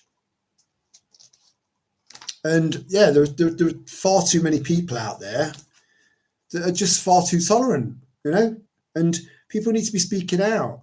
And again, going back to this guy who is one of Tommy Robinson's friends, got his own YouTube channel. I had this Sikh guy on who was it was building up a bit of a like a team, if you like, of people so that they could go out and defend and help and rescue and, if necessary, get these victims out of the country for at least a little while until they can bring them back in and get them settled somewhere safe. But even then, they were just bleeping out the word rape, because they're not grooming gangs, they're rape gangs. Grooming is just part of it. It's just part of it. You know, I groom my beard, but I don't fucking rape it.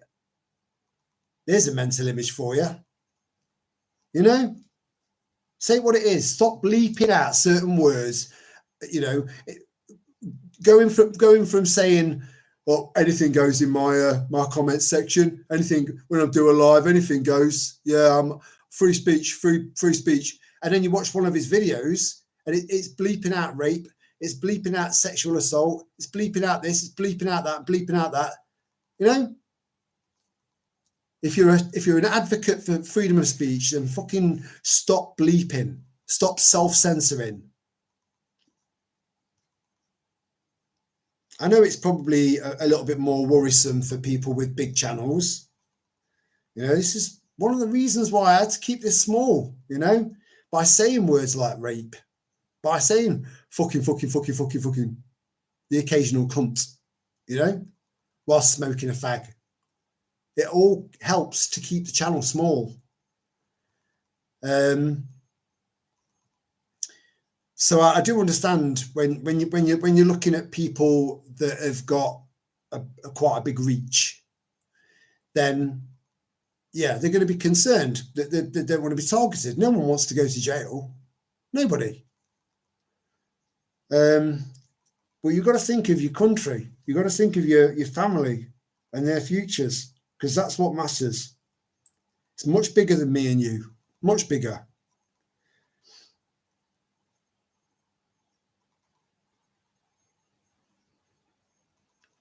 Lana, are you still with us? Because my naughty brother has just said, read Lana backwards. I never really thought about it like that. But anyway, yeah. You're a very naughty boy, brother. Very naughty boy. Oh dear. Stoke-on-Toast is an interesting place. Yeah, it's quite, again, that's another very multicultural area. You see, a lot, you know, the vast majority of the kind of the white British people that go to the Free Palestine marches, they don't realise that we're doing all of this for them. And when you start talking to them, and then you get onto the subject of Islam, right? You only need to just throw one question, and that's if they know it. And even if they don't know it, it's even better, because you're telling them a fact. You know, if they don't know, it's even better. But even if they do know, you just see them melt, because they've got no comeback. And I've said this before, and it's like, how old was Muhammad's wife again? And you'll just see them, they either go, well, we'll leave that to another time. Or, they're melts, fucking melts. And those that didn't know end up being shocked by that. So please forgive me for not having much respect for a religion that where the entire Quran is meant to be written by a man who took a 7-year-old and then married her at 9. You know?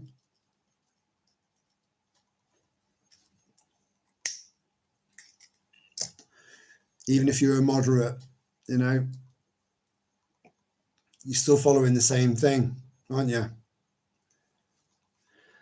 So just saying, I've got to point that out. Yeah, Lorna, sorry about that. That's my brother's got a very, very naughty sense of humour. I think we both have, really. You know, it's just that oh, bless him. I've just realised he texted that to me. So I don't know if you wanted me to mention that or not, but still funny.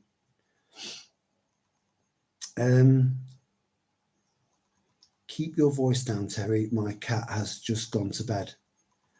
I'll slap your cat around just to make it up and get it to join in.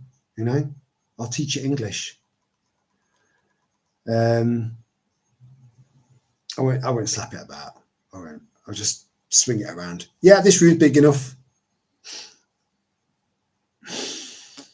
My mum's favourite actress was Lana Turner, and her nearest in age brother name is Alan. Alan?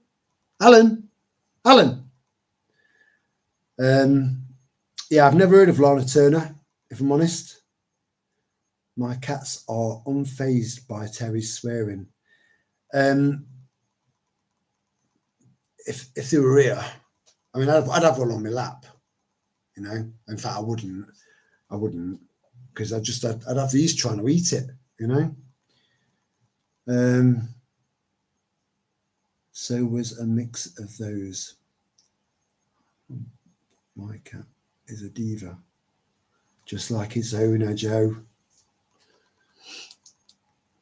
But yeah, it would be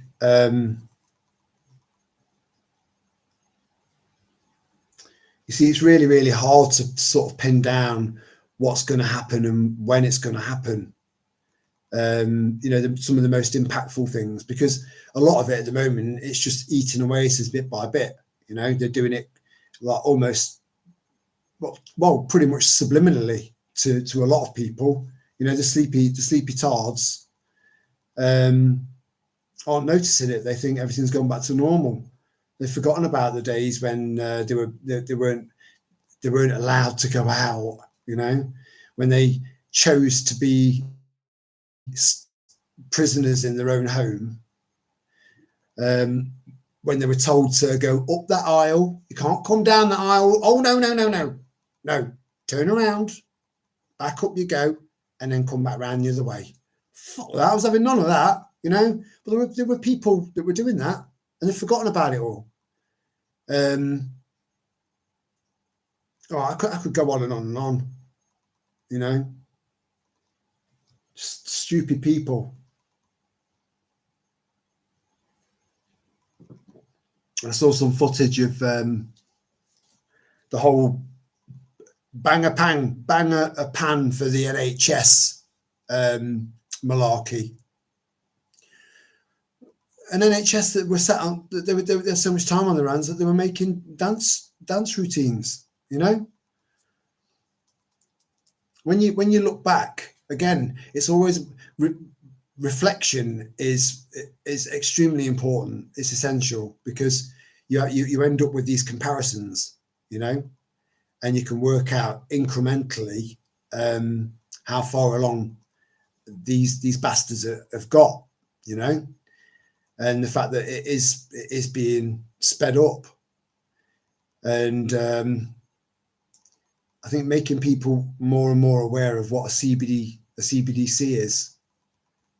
And then just explaining to them that they'll make it sound really, really attractive to start off with, right?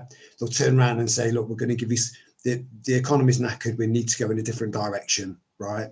Everything's going digital. We've got everything, you know, you can have everything all in one place, blah, blah, blah, blah. And we'll give you, you know, here's a digital wallet, and we're going to give you 100 quid just for opening your wallet. Just to download this wallet onto your phone, we're going to give you 100 quid as a big fat thank you for being a future fucking slave.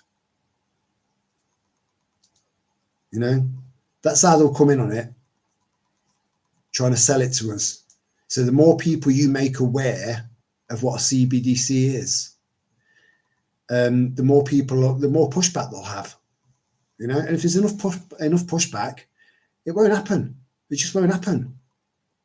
We are the 99%, even if a big chunk of that is full of fucking idiots, you know, they can't see past their nose and won't step outside their bubble because it's too uncomfortable.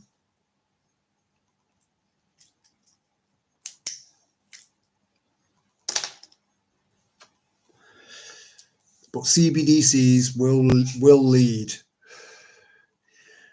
to complete and total financial slavery. It will. So a few little ideas on what to do to get around that is maybe, like I said, learn a skill that you can earn from. Learn a skill, whether it's I don't know. I mean, I'm making my own supplements now, you know. And I've just got one that I have absolutely nailed, you know. I've got the science down behind it. But I can't say that it can cure a certain condition. But I do believe that it is, and I've got to say, it's possible that it can help with osteoporosis. Yeah. So weakened bones, you know, that new mothers can have that, albeit temporary, because the child's taken, you know, a lot of the goodness out of It's the year of mothers that have had like 8 kids and they've got 3 teeth left in their mouth, yet they've never smoked. You know, brush the teeth every day. It's because each child takes a big chunk of your, you know. Oh fuck! I forgot where I was going with that. It was really interesting.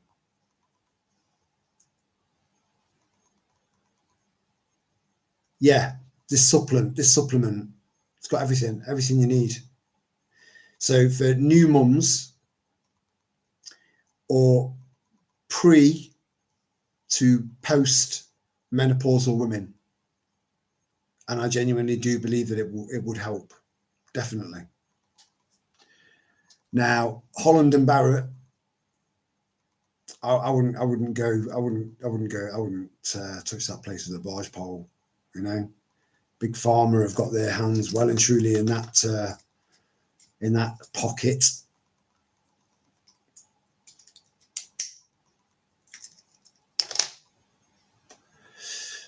But I do know a good source of CBD.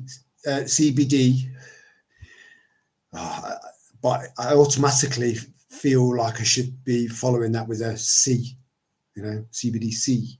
CBD is a derivative. It's so you got CBD, THC in cannabis, right?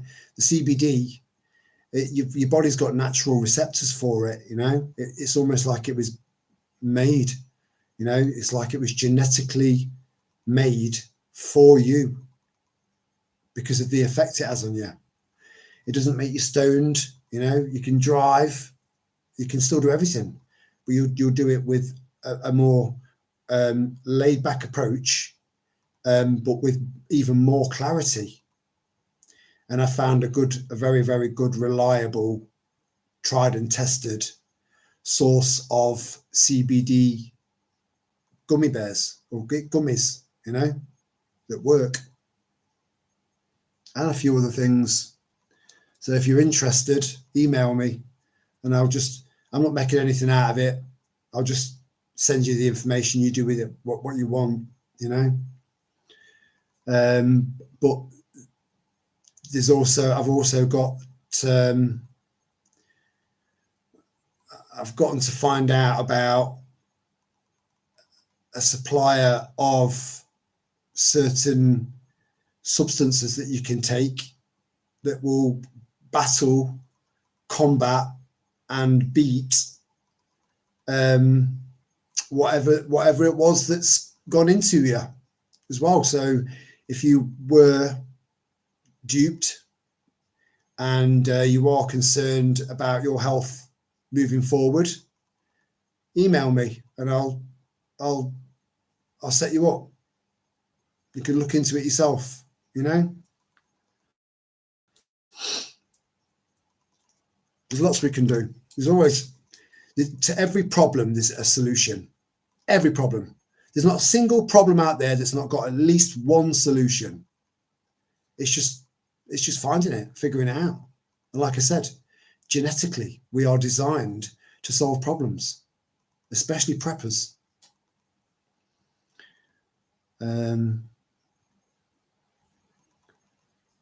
Yeah, I loved it, you know. And then sort of like you get a few masked up people around you, and they'd look at you and they go, and they'd look like that, you know, like a proper double take. Oh my God, he's not got a mask on. I'm going to die, you know. And then you reach in front of them and go, excuse me, love. Oh, and you pick up a can. Oh, no, it's the wrong one. Oh, put it back and then move along and just watch them squirm. You know, yeah. These people, you know, if these people weren't so fucking easily programmed and so sheep-like, we would never have been in this mess. This would have been dealt with years ago.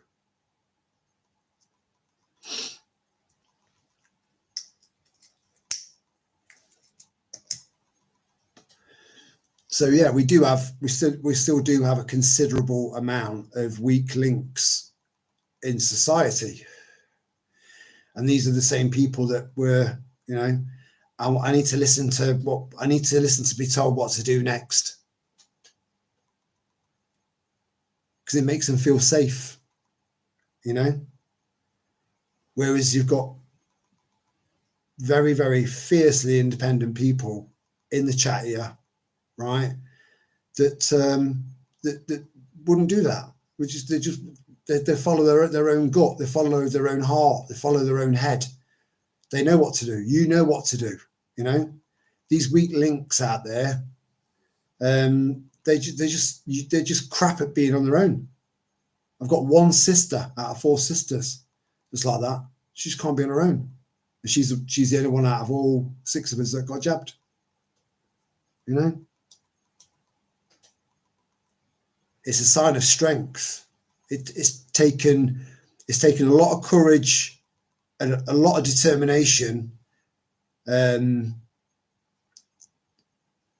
smart thinking to make it through the last 5 years, you know. And I just don't think any of you guys give yourself enough credit for that.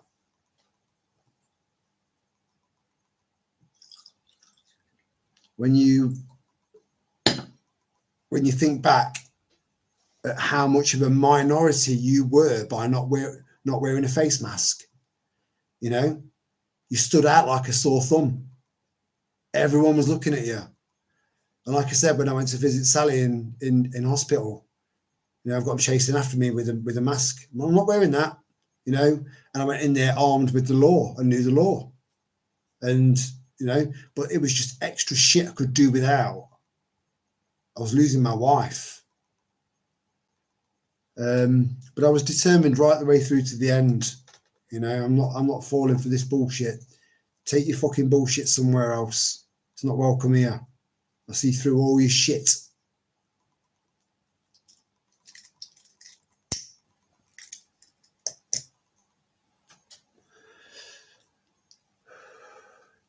And I still see people now drive, not very often, very rare. But that's because it's not mandatory anymore, you know.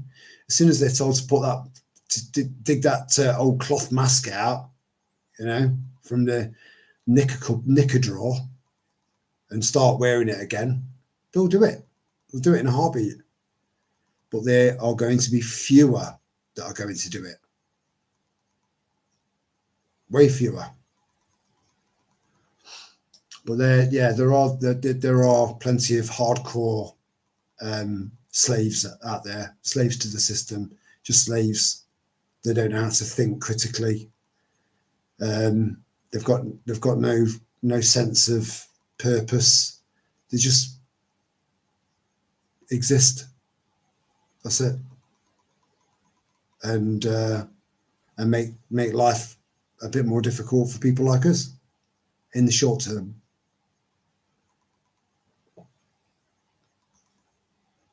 I love that. Absolutely love it.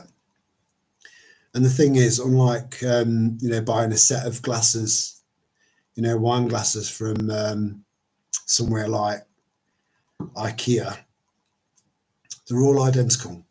All of them are identical. Because of the nature of this, it's utterly unique. You know, looks like it's got a little love art there as well, which is natural. And that's the first time I've ever noticed that. Yeah, one of the loveliest presents I've ever had off Sal, and she's bought me some lovely presents. She's one of these people that just, you know, really, really thoughtful. You know, if you can go out and Christmas shop and think, I want to keep all this, then you've probably done a good job. You know.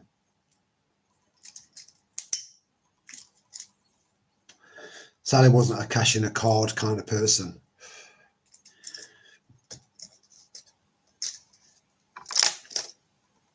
Because it's a cop out. Yeah, Flump Austin, those Lion Mane tablets that you find in Home Bargains, you get what you pay for, you know. Now, the ones that I've been taking for quite some time, I have showed it. I did show it in a previous live stream, I believe, but I'll show you again, right? Because they do these do work. They do work. However,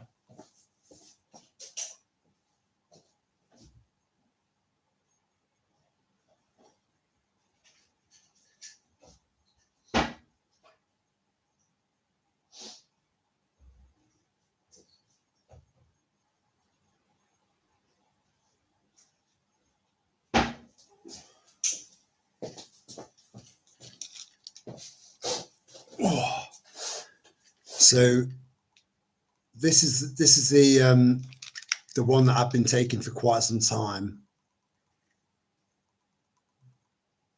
With black pepper, look, and it's quite high strength, 2,000 milligrams.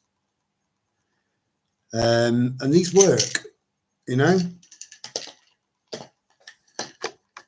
but got absolutely no idea where that lion's mane was grown. Was it polluted? You know, were the conditions sanitary, all of that, yeah. And then we've got that, you know, it's pure lion's mane, organic lion's mane and black pepper. And I've got a shitload of them. So going back to trying to when they roll out the whole digital wallet thing and digital ID thing, I mean, that was meant to be rolled out years ago, but they just thought, right, we can't really put any more on them because they're going to erupt, you know. So they've left, they sort of like put it on the back burner, but it'll be with us within a year, you know. And if you don't want to be part of that, then you're going to need some sort of side hustle. I've come up with five, six different things that I can do, and I'll do that in return for food, as opposed to cash, because there won't be any cash. It'll be cashless. Unless something happens between now and then, which is unlikely. So if you're providing a service for someone or a product for someone, then you're going to need to be paid in food. Food, you know, maybe grab some water, but then you can harness rainwater and just filter that. But having side hustles to get by, just until everyone else starts to wake up and think, hold on a minute, what are you saying? I can't buy this because I've already bought one this week, and I can't go on holiday for another 2 to 3 years because I've just been on holiday. So, do you know what I mean? You know, all of these restrictions all of a sudden appear. And again, this is why we need to keep telling people. We need to keep pointing these things out to people. And it can be, the truth generally can be quite uncomfortable for a lot of people. And that's a problem. That is a problem, because when people feel uncomfortable, they clam up, you know. Holland and Barrett sell Solgar supplements, which is a good brand. Yeah, I'm sure they've got one or two like brands that have been made somewhere else, and they're just an agent for that product. I don't doubt that. My issue is with anything that is the brand name of Holland and Barrett. It's just me personally. I would never ever shop there ever.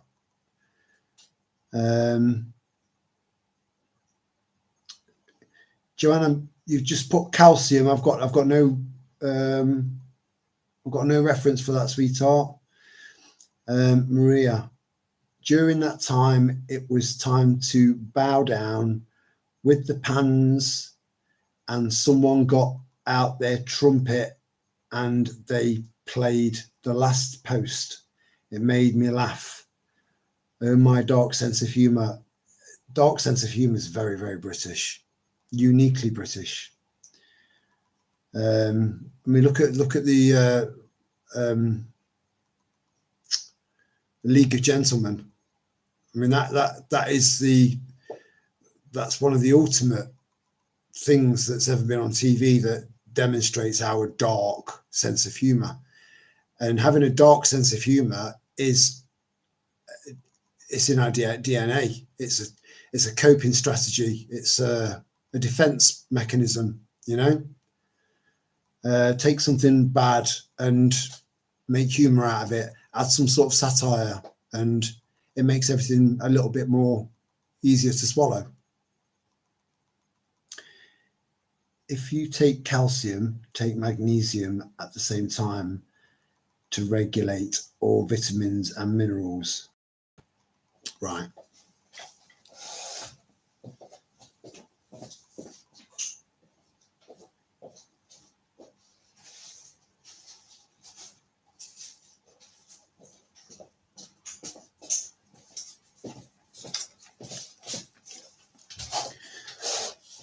So this incredible formula that I do believe I've created, I've still got about that much again to make using my little gadget, 100 at a time. I've got enough made up to double that. Okay, and I'll tell you what's in there. This is what I was talking about in regards to pre or post menopausal women and new mothers, you know, or women that have had, you know, they've had a child, and then as they're just becoming a toddler, they have another child. You know, it can take a lot out of a woman. So what's in those, right? Get this, and then do your own research and check out how much all of this comes together to work together, right? So I do my research, you know, and I don't want to be creating supplements that no fucker's going to want, you know. I need to know what I'm talking about, and I need to know what the benefits are going to be. If you don't know anything about your product, no one's going to want it. You know, you've got to, not only have you got to know about it and know what's in it and what it's for, you've got to believe in it. And I do believe in this. I do. So percentage wise, this is what's in them. So you've just mentioned that calcium, you need to take magnesium in order for the body to absorb it. That's absolutely spot on. So calcium carbonate, right? Calcium carbonate is what your bones are made of, your teeth are made of, your nails, your hair, you know, all calcium carbonate. So if you want to make your bones stronger, your teeth stronger, your nails stronger, your hair maybe thicker or shinier or healthier, and if you want to get more calcium carbonate in you, you need to have something to help it absorb into your body. So this is what's in those pills percentage wise. Calcium carbonate, which is the same as your bones. The stuff that your bones are made from, and your hair, your nails, and your teeth, is the exact same thing as eggshells, right? I've already said I don't buy anything other than organic eggshells, right? Organic eggs. So I'll crack them open and I'll put them all on the radiator and let them dry out. Then I take them up into the loft and then I'll radiate them to make sure that there's no E. coli on there, right? Because I don't want any comeback. These are all things you've got to be thinking about, right?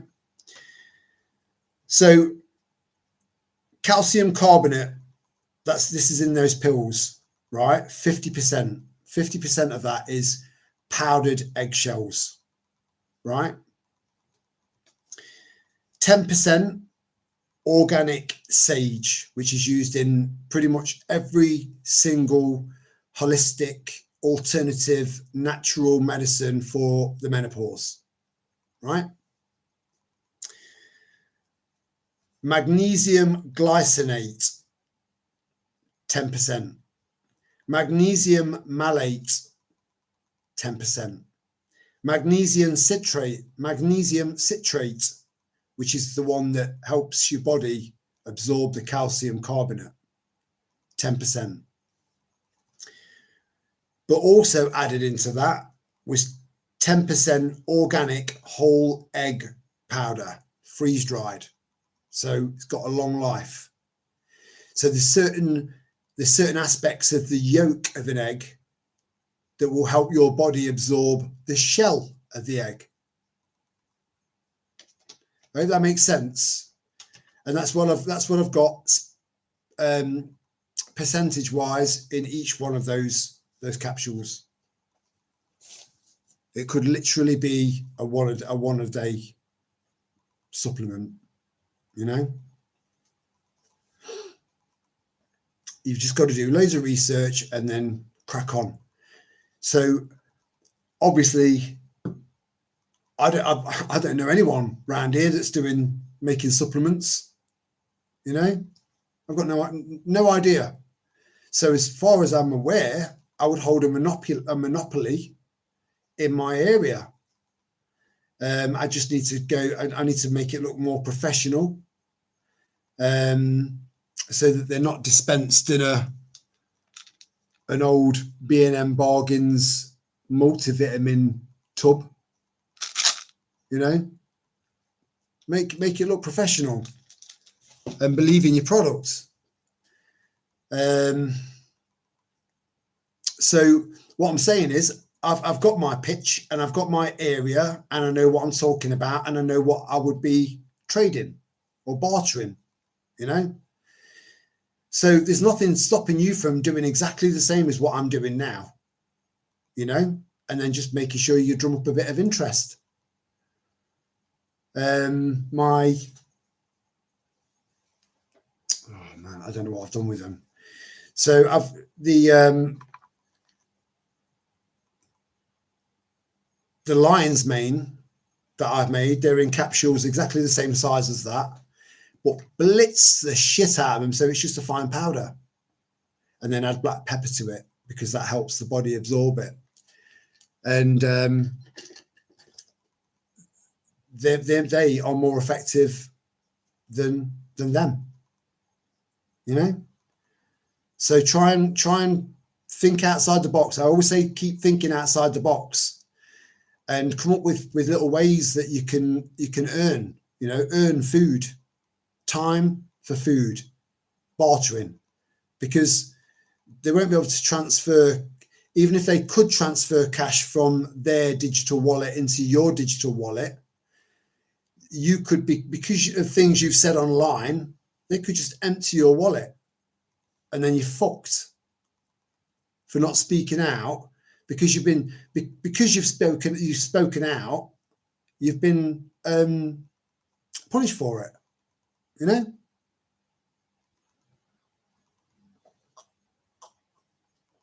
So if you want to continue to be part of some form of a resistance, you know, movement, then you've got to be steadfast, you know. Hold the line. You've got to hold the line and believe in yourself. Have faith in yourself that what you're doing is the right thing. You're on the right side of history. Stay on the right side of history.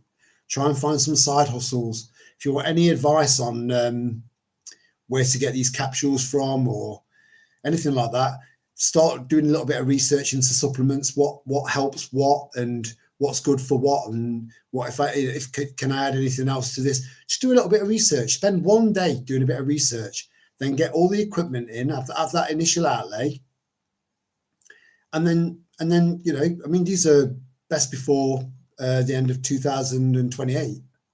So it gives you enough time to be able to get out there and show your wares. So anyway, supplements, that's one. I've got a jet wash and a generator. I can go around cleaning people's wheelie bins out because I've got a little thing that can connect onto the actual jet gun itself. A little pot, I can put wax in there. You can put shampoo in there, some sort of detergent in there, whatever, and clean someone's bins out. And then when you're finished with their bin, I've got attachments. Would you like me to clean your car for you as well? Make an agreement before you get started, and just say, I'd like this, and this.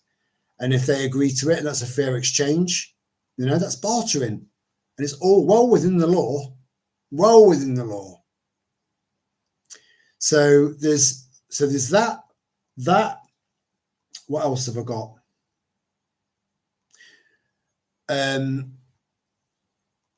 This might sound a bit cringe to some of you, but advertising myself as a listening ear. So I'd give a half an hour session for someone that's going through some shit and talk to them and see if we can find a solution moving forward. And if they walk away after half an hour feeling just as bad as they did when they first turned up and not feeling any hope or any solutions, then don't pay me. But I guarantee that you will walk away feeling better, and that, but it will be free. The first half an hour will be free. I'll come to yours. You can come to mine, and I'll listen to what you're going through, and we'll see if we can minimize the amount of impact that it's having on you. I'm good for it. So that's another one, and I could be paid in food. Heating, I have been fortunate enough, but unfortunate at the same time, now that I've got a multi-fuel stove. So I'll always, even during the winter, if I've got no electricity or gas coming to my house, and all my neighbours are living the life of Riley, I'll have a solar system set up, and I'll have at least one room that I can keep warm during the winter, with a relatively decent source of never-ending wood. So, and then the whole water thing, it's all about, the main aim was to be a city prepper. Now, city prepping, it takes a lot more to be able to pull that off, because we live in a city. These people that kind of, that have got a little place tucked away, and they've got it's got its own well or a nice crystal clean, pristine stream or river running by nearby. There's a lot you can do with that, but then you're having to defend it all, and how much of you can't put a Trump style fence up around your homestead. You can't do that because it won't be financially viable. You wouldn't be able to afford it. See, again, you'd have to think outside the box.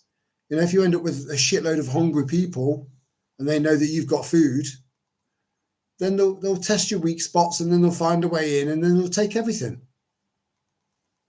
So that's why I've not got an allotment, and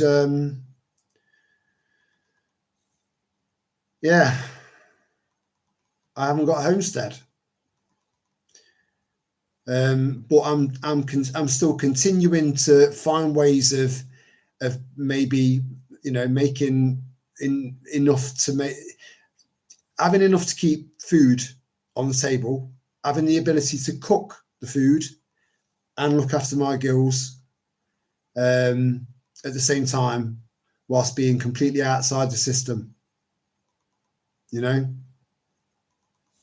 Which took 5 years of hard work, a lot of forethought, some stupid mistakes. I'm sorry, I've fallen behind. Chelsea Star's in the house. Say up, Chelsea Star. You all right, darling? Or Chelsea's mum. I remember my neighbour still wears her mask religiously. She will wear it in a heat wave like she did in her car last year. The downside, Chelsea, to having neighbours like that is the government turning around to brainwash fuckwits like that and saying, we'll give you an extra 20 credits on your in your digital wallet. We'll give you an extra 20 credits if you can give up names of anyone that's not following the rules. You know, because it's happened. It's happened in a lot of countries. You know, neighbours turning on other neighbours. I could never do that. I could never do that, even if I fucking hated them. Which I can't stand this bitch. If you knew why, you know, you'd get it. Like one of the most insensitive women I've ever come across. And I've come across some proper insensitive women. Yeah. So just you've still got to beware and always on your guard. And the more you are on your guard, the more energy it takes out of you. But the more you do it, the more natural it becomes, and it doesn't take any energy anymore. But yeah, again, in amongst all of this madness, you know, whatever comes our way, whatever doesn't come our way, you've got to remember to take time out to have a laugh. You know, watch shit that's made you piss yourself. Sometimes literally, you know. Just have breaks. Gotta have breaks, and just remember, just to have fun. Keep those vibrations up, because they're counting on those vibrations being low. I wonder if they are NPCs. I have wondered that. You know, if they are genuinely NPCs and this is all just an illusion. You know, it's like some sort of simulator. Grand Theft Auto 50, you know. They wear them at the opera. My sense of humour is English. Yeah, very. Mine's Japanese. That's an interesting sense of humour. I am the same, Maria, British sense of humour. Yeah, the British sense of humour is the best in the world. So people would automatically jump to, well, you're a bit biased because you're British. Actually, I'm English, and I still believe that our sense of humour is very, very unique. You either get it or you don't. And fellow British men and women get it, because it's part of who we are, you know. I mean, no offence to our American friends, but you do seem to laugh at anything, really. You know, and then you've got these studios where you've got this canned laughter thing, and everything seems so fake, you know. But I think the Americans are slowly kind of getting our sense of humour. I mean, they're generally big fans of Monty Python, and I mean that was very British. I mean, you don't get quirkier humour than them, you know. So to any of our American cousins over there, if you like stuff like that, then yeah, you'll get us. You'll get us, you know.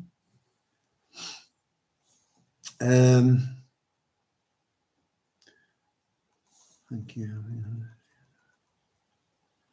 People will stop going on social media if the threat becomes so big, surely. Yeah, the pussies will. The pussies, yeah. The little girls, you know, the ones that, you know, a lot of them will be like proper roidheads, built like British shit ass, you know. I'm ready to fight for my country, you know, and blah, blah, blah, blah, blah. Then they get a little knock on the door or you know, a call to say, we've been watching your social media, and if you continue, we will arrest you and we'll put you in jail. and they'll go, oh no, you know, oh, please don't hurt me.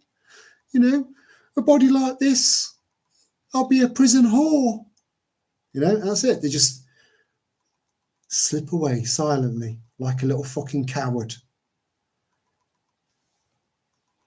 You know, I can't be like that. I can't be like that. You know, my conscience, it won't allow it. It won't allow it. I don't go out of my way to offend people. I don't go out of my way to piss people off, make people angry, upset. I don't go out of my way to do any of those things. Why would you? You know, that would just make you a really, really shitty human being. But I'm certainly not going to self-censor. You know, if I think something's wrong, I'll say it's wrong, and this is why I think it's wrong. You know, if you've got an opinion, please let me know. You know, and sometimes, yeah, I've been wrong on occasion, and people have pointed that out. You know, and I respect and appreciate that. It's how we learn. But I'm solid. I'm solid. I'm not. I will not cater or cave in to a socialist, communist fucking government. It's not happening. It's not happening. Anyone that tries to disrepute me or damage my life or the way that I live in any way, yeah, you're going to get it. You're going to get it because it's not on. Like I said, I don't break laws. You know, I don't break common laws or natural laws, and they are the ones that I stand under. Learn how to make soap. Yeah, that is a cracker. Yeah, and ivy as well. We can make washing detergent for your clothes out of common ivy, and you think that it would turn your clothes green, you know, when you've seen the finished product, but it doesn't. It's really good. And it's completely natural as long as you're not allergic to common ivy. You know, it's not poison ivy, just common. There are lots and lots and lots of things that we need to be going back because it worked. Everyone was healthier, fitter then. Yeah, some people would sit around and say, well, actually, I think you'll find that in the 1820s or whatever, you know, the average life expectancy was 40 years old. And then people turn around and say, it's the advancement of the medical science. You know, it's doubled our life expectancy and then some. It's got fuck all to do with medical advancements, or very little, very little. It's down to sanitation and hygiene and just a different way of living. You know, we've got a better infrastructure.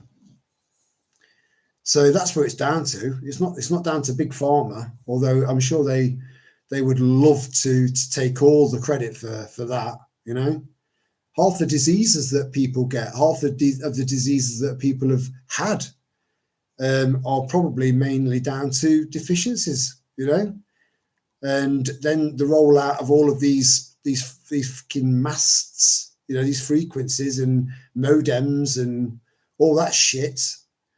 That's affecting the balance in your body and causing illnesses. Even more so if you ended up, you know, getting duped with the arm ticket.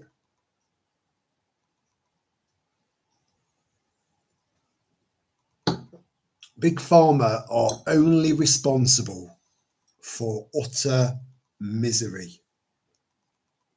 Because if they repair you, if they fix you, they're not going to make any more money out of you. We all know this. We're not naive. And that's how Big Pharma operates. And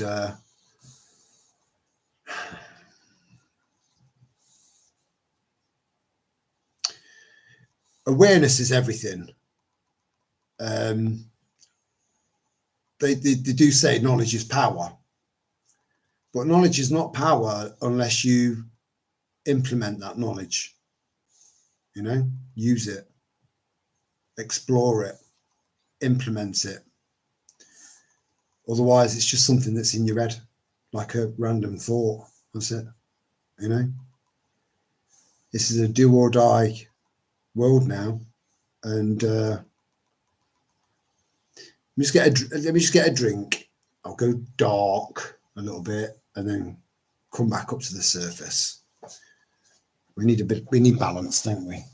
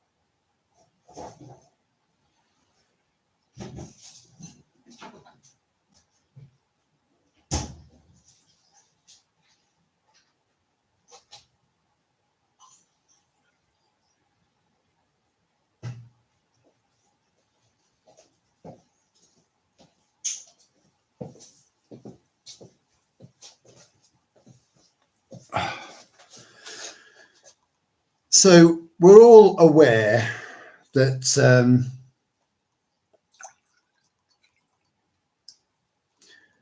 our time is finite. We know this. And the most incredible gift that you can give to anyone is your time, because it's finite. And we don't even know quite how finite it actually is, you know. So I'm 52 years old, definitely fitter than most of the men half my age, right? So physically I could do all right, you know. I could live well into my 90s. I could, you know, if I continue to look after myself. Having said that, I could be driving down to go and pick my dad up, and some useless, brainless fuckwit of a driver could just plow straight into me and take me out. Gone. That's it. Gone. So none of us know our time. None of us do. None of us have got a clue. We can try and predict, you know, like, if the average age of a human before they pass on is 83, then that means I've got 31 years left on this planet. That was such simple maths. I don't know why I struggled then. It's because I've got loads of other things going around in my head at the same time. So, you know, if you look at it like that, you're thinking, fucking hell, you know, I need to start doing more shit, you know. But I think the one thing that we can all truly agree on is the fact that we are going to die at some point, you know.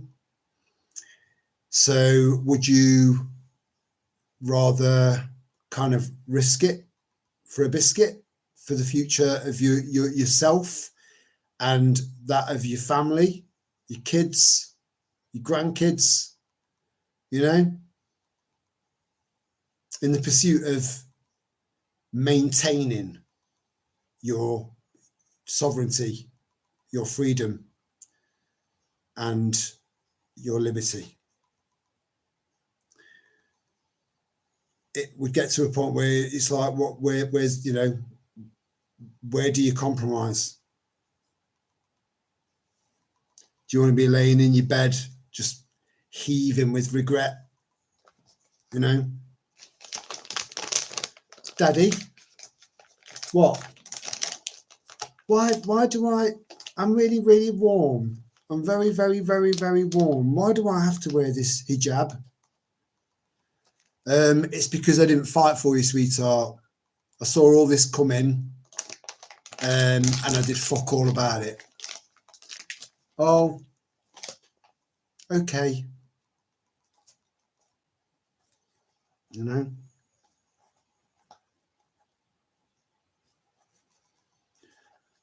Daddy, why can't we go and see Auntie Louise?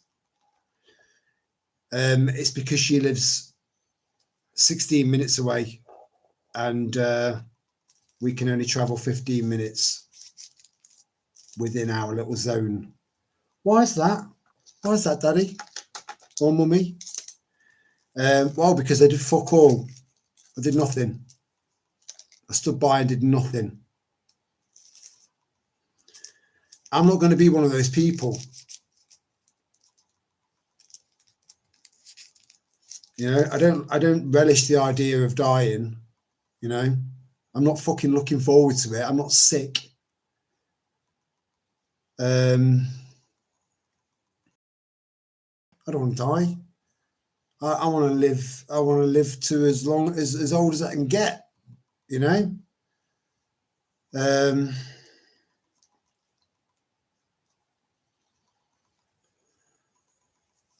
But I just can't. I can't live on my knees. It's just I'm just not built that way.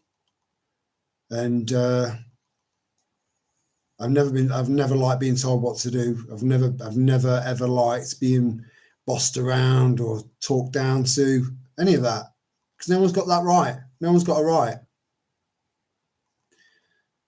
And that's just that sensation, that feeling has just been galvanized in me off the back of losing Sal and the whole COVID nonsense and all of the, you need to wear a mask or you need to walk up that aisle and then come back down this one, or you need to wear a mask until you go and sit down and then you can take your mask off.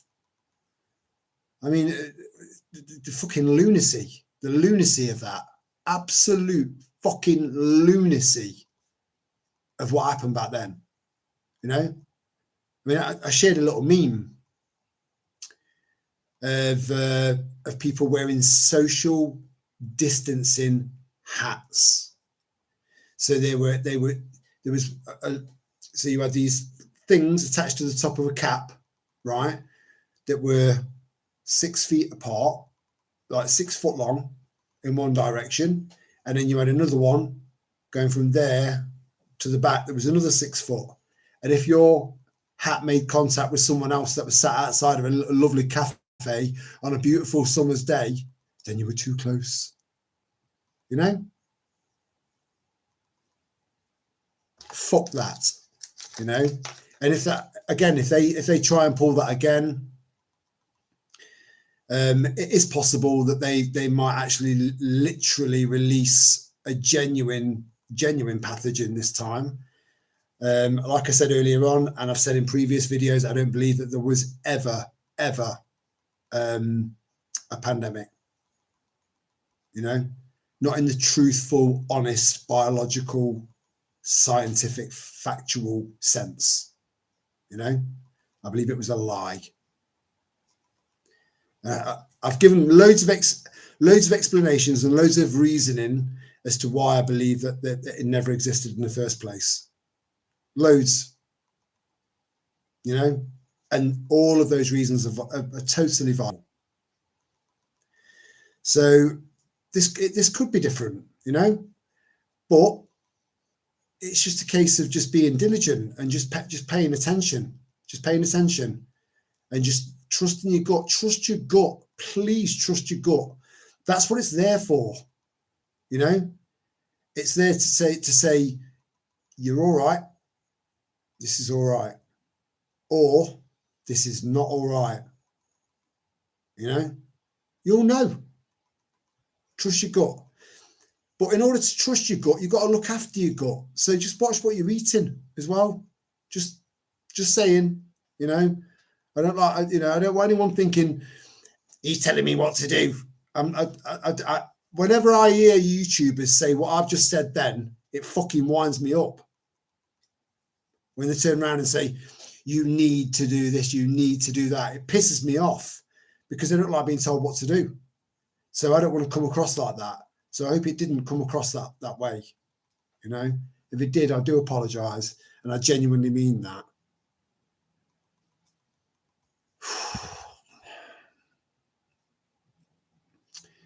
Right. Listening is so badly needed. It is, Joanna, and I'm a cracking listener, you know, and I've got an immense wealth of life experiences. Like I said, when I went to when I left MenCap and to move into working with kids, I went in there with the mindset of thinking there's very little that these kids have been through that I've not experienced at some point in my life or in my childhood. You know, you'd be amazed. You'd be amazed. So it would be, so listening to anyone really, it would, I'd have genuine empathy, genuine, real empathy, because I'd have a, not, probably not in all cases. I mean, I've never been raped, for example, you know, so talking to a rape victim, I've got no understanding of that. When I say I've got no understanding of that, I've got no experience of that. I have got an understanding of that. And I do think I could still do okay as a listener, you know, and then give some ideas and some suggestions. I reckon I could be really good at that, really good at that. And there's an extreme shortage of people like that. One of the problems that we've got with our current NHS and the mental health element of the NHS is that they hire far too many psychiatrists and not enough psychologists. Psychologists get to the root of the problem and then work their way up and then try and solve and fix the problem, right? Psychiatrist is like, you're a bit low. Yeah, I'll take these tablets. They've not worked. Take those tablets. They've not worked. Take those tablets with those tablets and those tablets. So all they're doing is just giving you a mental cosh, just so you're fucking numb, you know, no problems solved, nothing fixed, but he's keeping Big Pharma happy by prescribing pills instead of getting to the root of the problem. And it's the same fucking issue with GPs, you know. So yeah, there are far too many takers in this world and not enough givers, right? I'm a giver, but people should never, ever, ever underestimate me, and they should never, ever misinterpret my kindness for weakness, because I am not weak, you know. And I can, yeah. I know a cunt when I see one.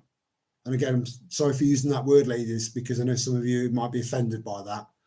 It's not a nice word, but it's just appropriate for certain people. It really is. And my cunt radar is highly calibrated. So yeah, that would just be a little sideline, and it wouldn't be all about the money, you know. You feel something when you help someone, you know. It's mutually beneficial.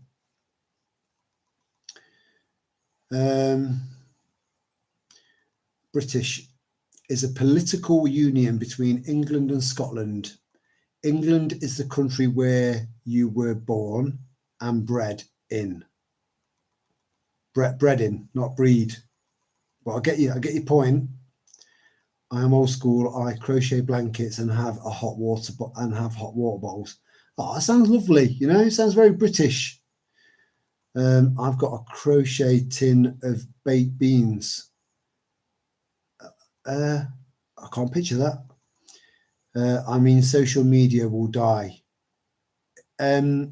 Social media is currently, it's the best, easiest and most effective way for people to communicate over long distances.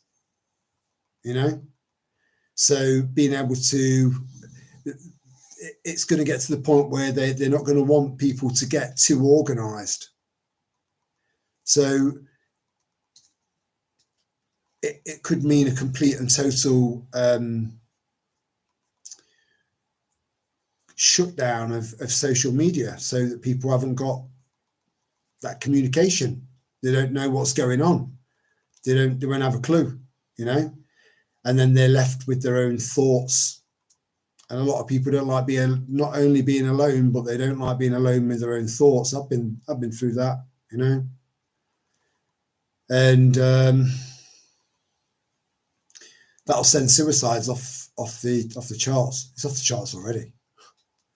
It's never been so bad.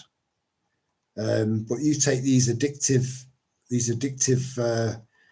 fucking devices off people, you know, or at least make them just completely useless, just like an expensive paperweight, and people will start losing their shit because it's part of their life. You know, most of us are from a generation where there weren't any mobile phones, so we can readjust. Muscle memory, it's the same thing with the mind. We can readjust, we can be fine. But there are people out there that have just been around these things all their life, and these things are their life. So you take that away from them, but they reckon that after about 4 days of being without a phone, your brain resets. Yet to try it, but it makes sense to me.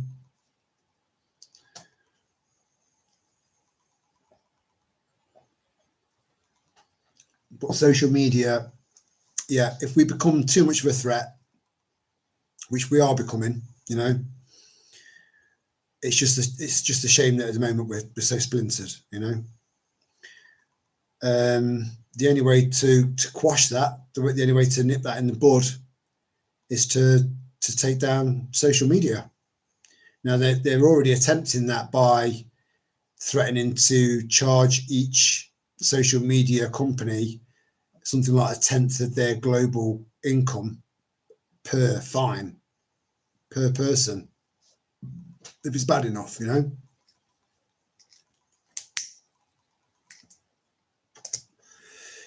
So that'll incentivize. I mean, YouTube's fighting back. What a load of bollocks! This is Google, you know. Again, this is bullshit. Bullshit being served up to you as a on the surface. It looks like a lovely dish, but it's not. You know, once you get underneath the crispy, cheesy topping, it's full of fucking maggots. That's Google, you know. Them saying that they're fighting back against this is absolute bollocks, because they're part of the system, they're part of the problem. So that'll be the first stage, where you end up just getting banned from pretty much every social media platform because of your views. Honest, truthful, you know, factually verifiable truth. But because it doesn't go with the narrative, these platforms will just close your account down. And by then, AI will be powerful enough to recognize whether or not you've set up another account from the same IP address, and it will shut that down as well. So your days on social media will be gone, unless everyone piles on to X, the app of everything. I've not forgotten that. I might have an X account, but I've not forgotten what I've said. So the only way to get us in check and keep us in control is by shutting down our communication.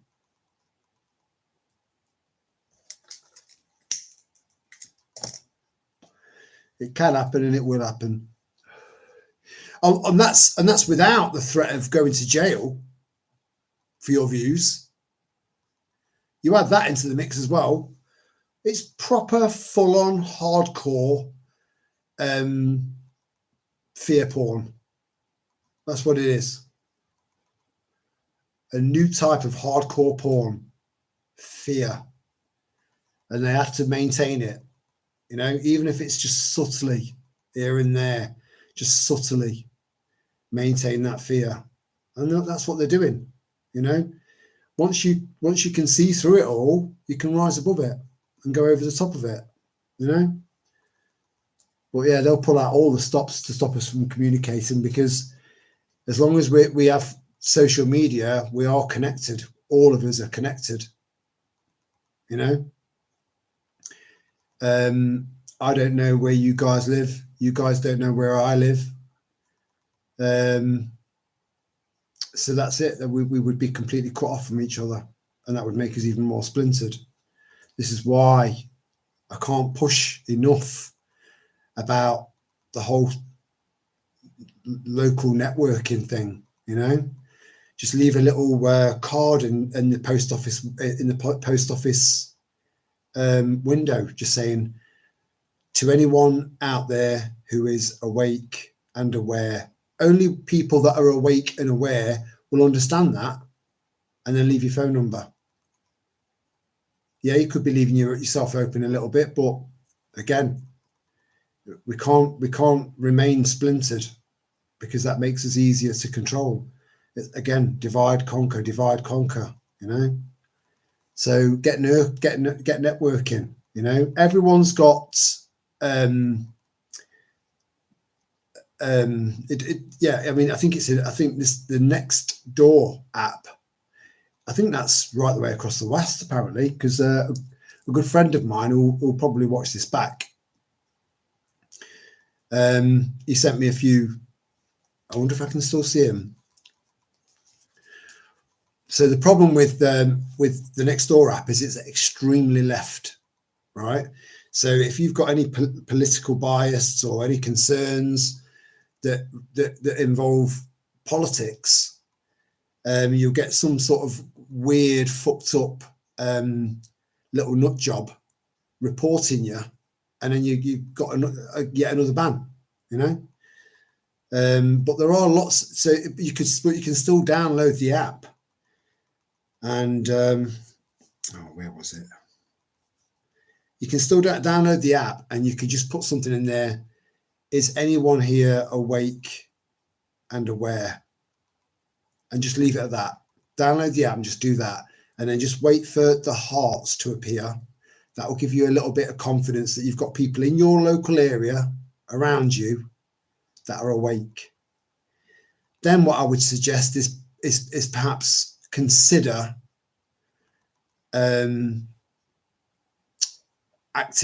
properly activating your YouTube channel, even if it's just stupid stuff, right? Then you can direct message people. You can DM people through the Nextdoor app, and then you can contact them. Then you can get them to, you know, come over to your channel and then get to know them a little bit. Then if things kind of, you know, if you get to trust them, exchange phone numbers. Well, there's just so many ways of networking, so many ways, you know. It's unbelievable how many ways there are to network. You just got to keep thinking outside the box. And that way you'll have a local group then, you know, where you can all meet up. Because I know for a fact that there are a few people in this chat now that if this channel was taken down, they would feel utterly alone. They would. Because we have a community here, you know. That's not meant to sound cheesy. It's a fact.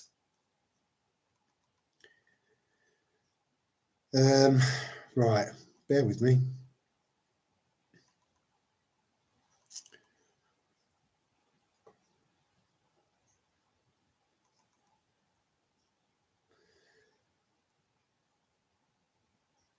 Yeah, he sent me some screenshots of reviews about, and I didn't even know that these reviews. I just didn't think about looking at reviews.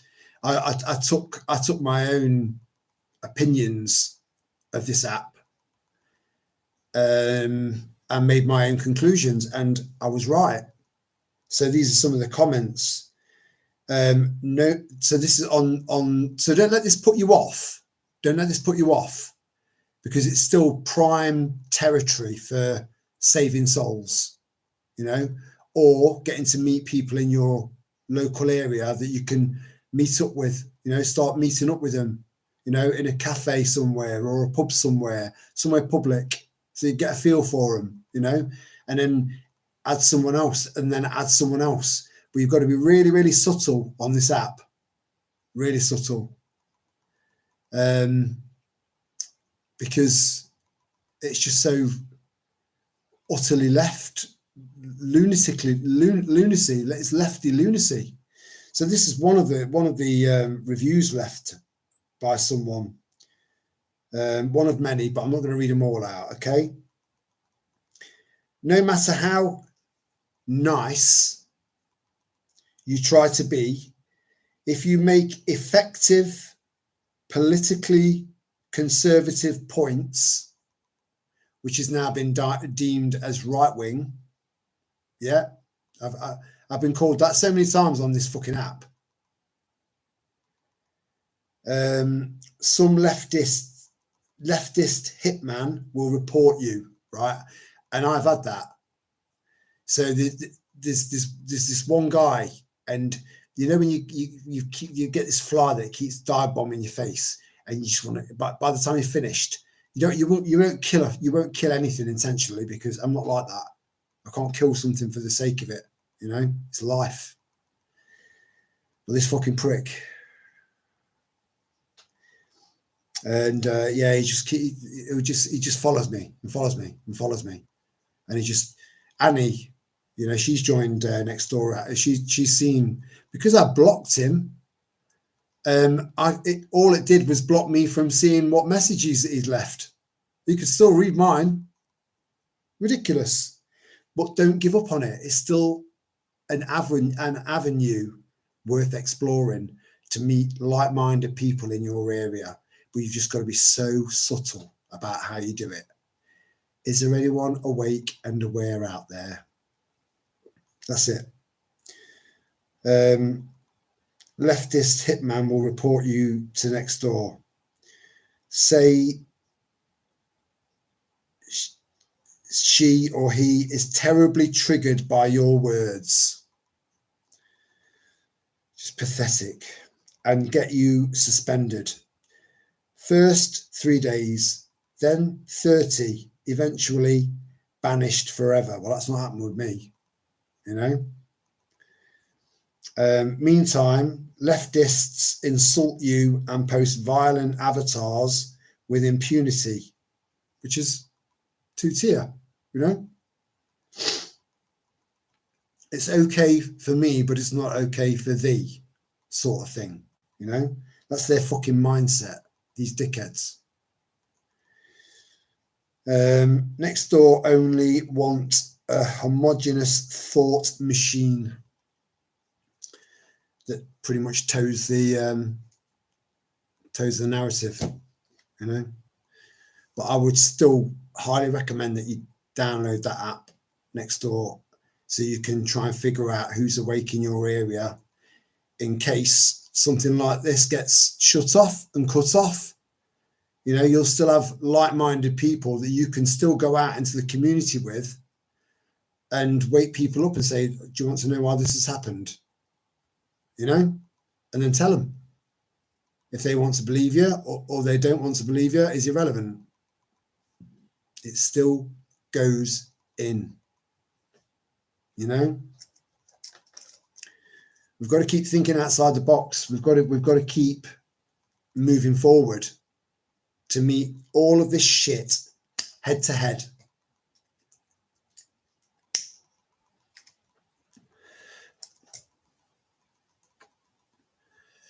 I'm just going to use the bathroom, so if you could just excuse me for one moment. I've been weeing up the side of the bowl now because I'm aware that you can hear me weeing, and me knowing that is quite off-putting.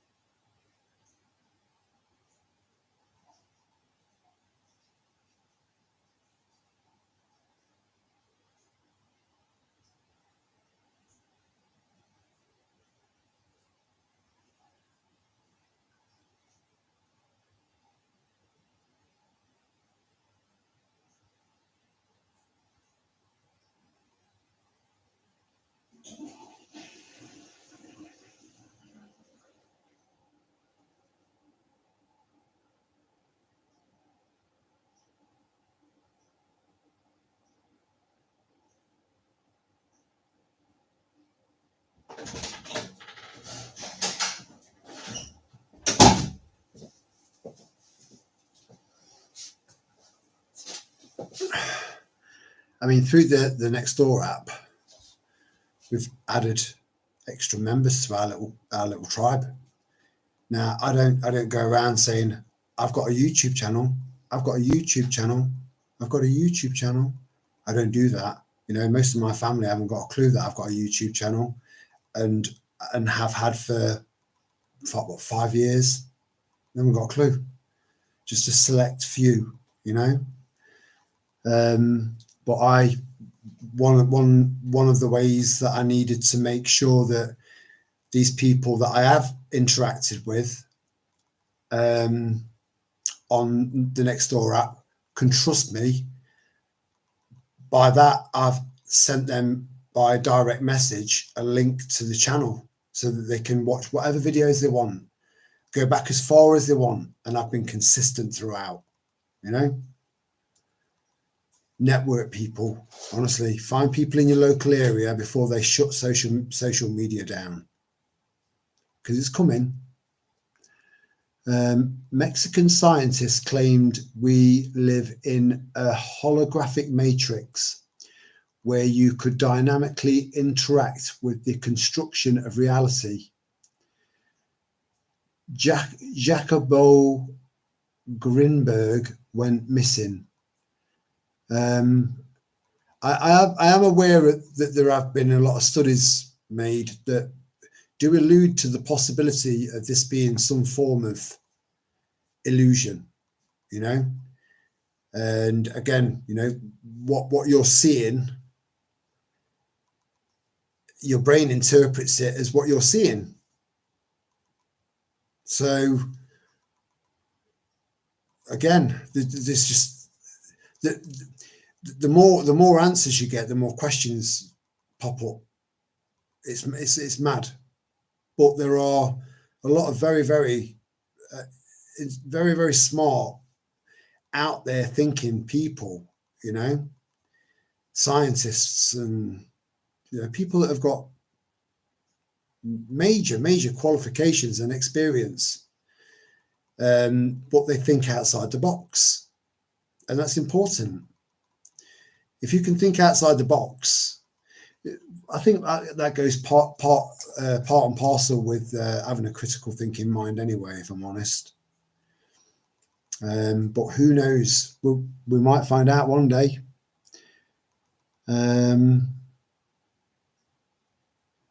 England, Ireland, Scotland and Wales are the countries we were born in unless your mother straddled the border of two countries. Rare occurrences.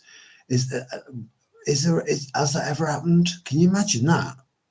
Having sex.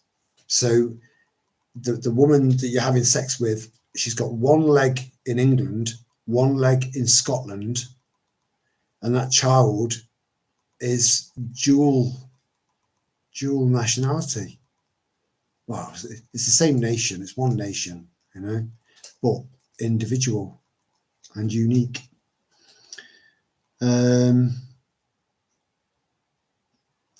If it wasn't for social media, I wouldn't have had the chance to meet you lovely people. You have no idea how much you mean to me. That's so lovely, Joanna. You know, I think a lot of people think like that. I think they do, you know. That's why I'm saying download that app and then just put something very simple like, are there any awake people here? Because it's not confrontational, it's not aggressive, it's not abusive, it's not political. It will make sense to someone that's awake, you know, and then just trying to figure out who they are and then direct message them. Just say, would you like to, you know, help me formulate a group in our local area so that we can talk, you know. because it'll make you feel less alone. This whole event has been very, very isolationist, you know. You can, it's mad what it's done to us. You can be in a room full of people, and still feel completely and utterly alone, you know.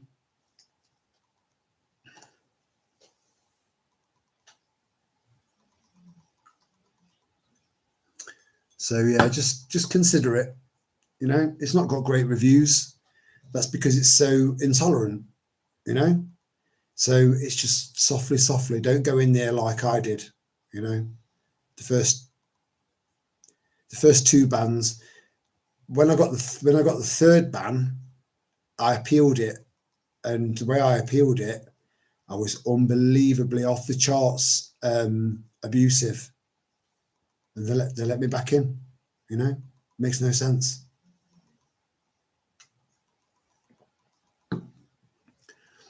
See, I wonder if there's some sort of AI set up to it so that if you're reported, it doesn't matter. Nah. I think it's people. I am 68, but could go back to work tomorrow. I worked for nearly 50 years. Yeah, you're a grafter, Joanna. Did any of you go to Stand in the Park? I've never been to one.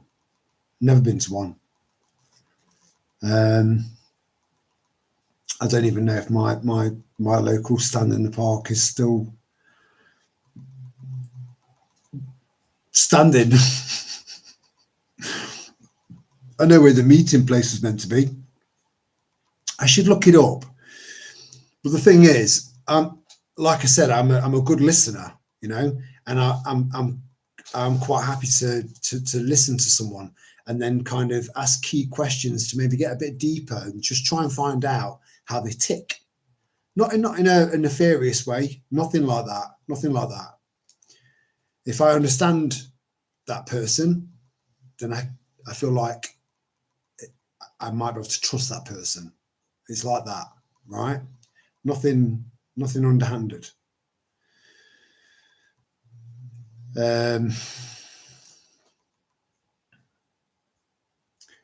So going to the whole Stand in the Park thing, I've never attended one. And I think one of the reasons is because I've heard of a few other people that have gone to Stand in the Parks on a regular basis, and they've ended up expanding. It's been brilliant, you know. But it's if I come up against someone that is all about me,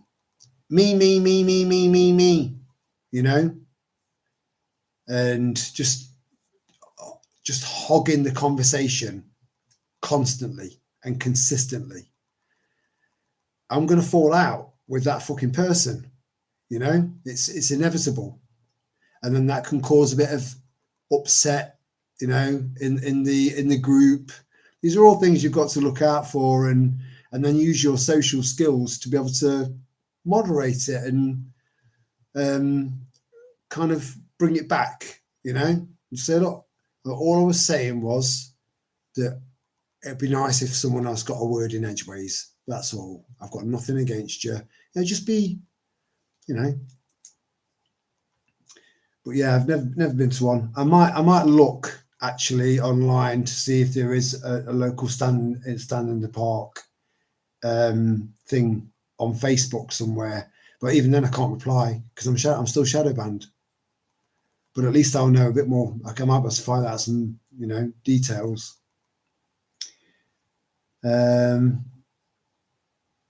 Yeah, Joanna, look into your local Stand in the Park. They're still going. So a lot of them may have even set up Facebook groups, but purely for meetup points and times and stuff like that. That's all. No details, because that takes away the point of Standing in the Park. You're being separate from these fucking spying devices, you know. It was for people like us. They meet in many towns and cities. Unfortunately, it was at weekend, so I never went, as I only work weekends. or attract a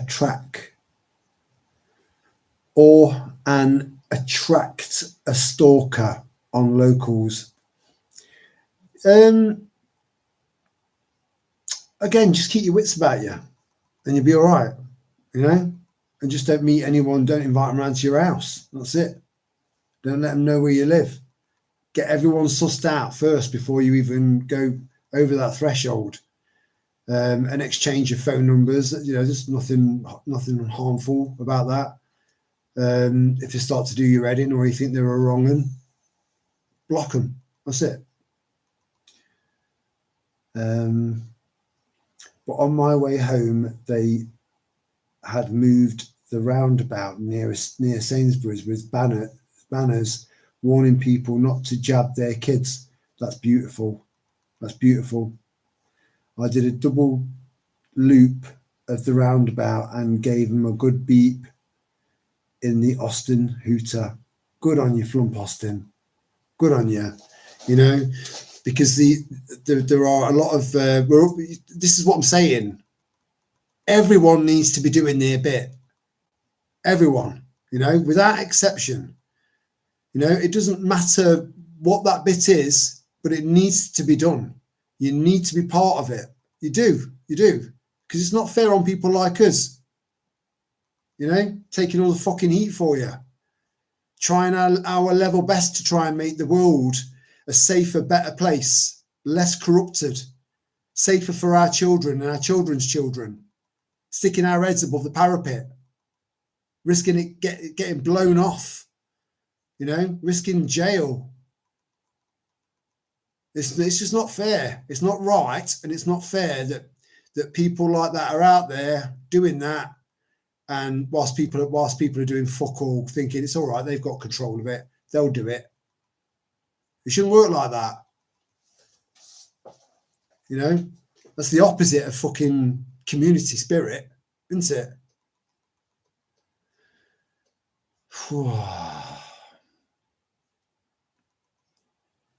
Hey, Ray,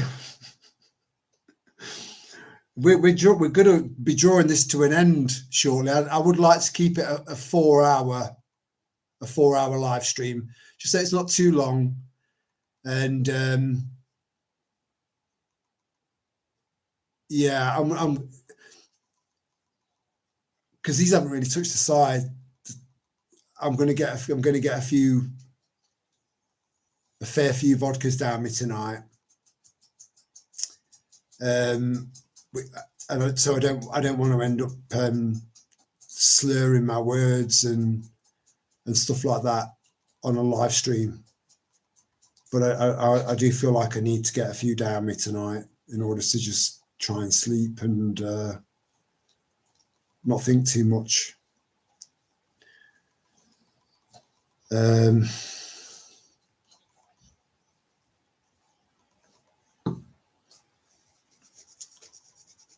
Yeah.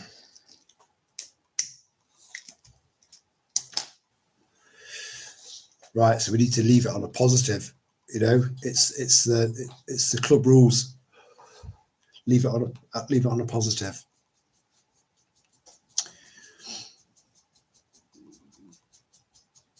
You know, if she's not like drinking water, sounding like a camel, she's scratching. If she's not scratching, she's licking. She's the noisiest dog I've ever known. But I just absolutely adore her. She melts me, you know.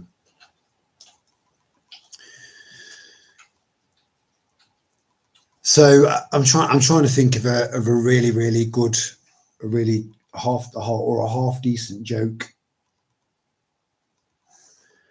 Right, I'm going to start a joke off. It's not an amazing joke, but it's a joke, right?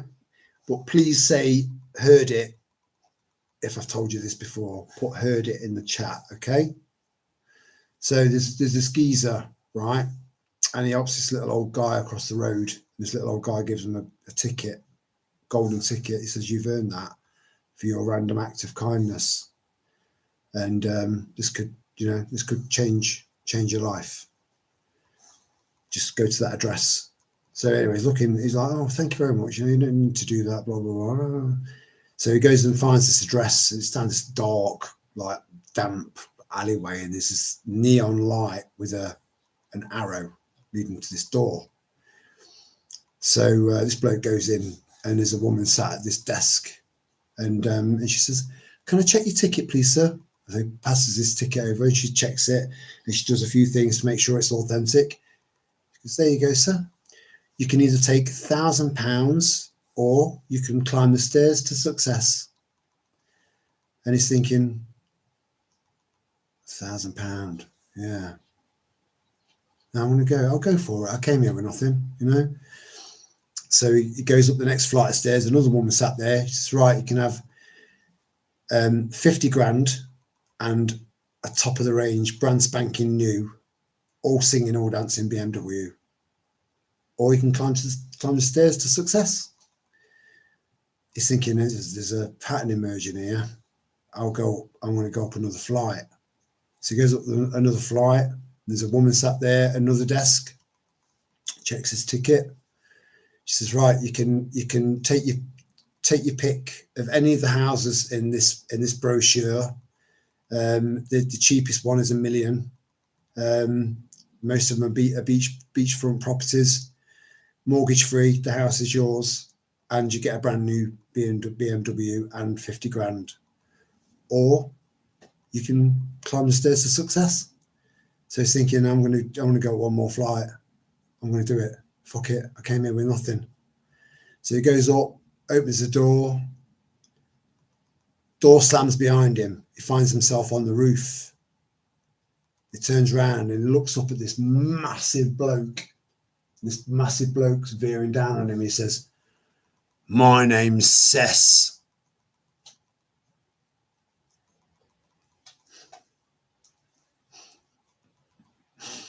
Success.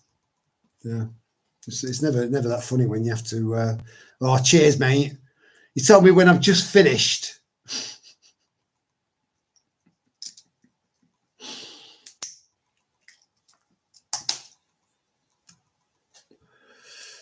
I can remember when my first ever proper, well, it was my second job. I had a job before I left school. I just lied about my age and played truant.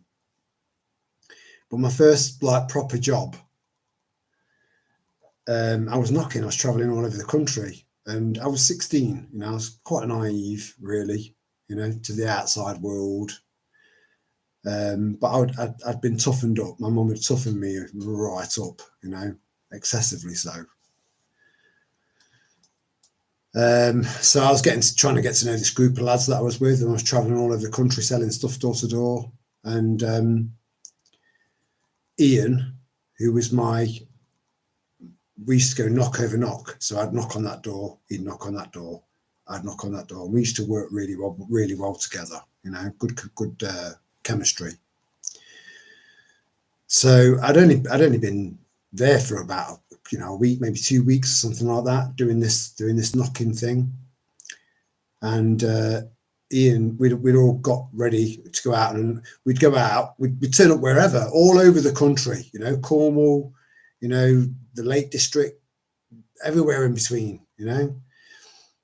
And at night time, usually there'd be a bit of a nightlife nearby, and we'd all, you know, get subs out of our wages and go out and club it, you know, and then come home and wake up feeling fucked the following morning and go out and start making more money.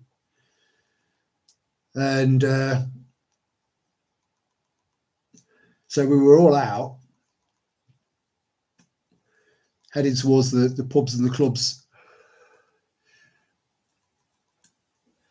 And Ian, who I'd connected with, he said, did you know that Jed's sister is an Olympic swimmer? Oh, no. He said, yeah. She's won 4 golds. Now, I was 16. I was quite naive. It was, you know, I was around, you know, the people that ran this door-to-door knocking thing. A lot of them were ex-gangsters of Nottingham. You know, there were some nut jobs, you know. So just out of politeness and just trying to be given a tool to get to know another member of my little team, you know, by opening it up with something really positive. And I went on to him and I says, I hear your sister is an Olympic swimmer, breaststroke, 4 golds. And he just looked at me and he pinned me up against the wall. I mean, he towered over me. The guy was massive, you know, and he had me around the throat like that. And he said, my sister's got no fucking arms. And I was mortified. And about 5, maybe 10 seconds later, which felt like an hour, he just turned around and said, psych. You know, they colluded between them, you know.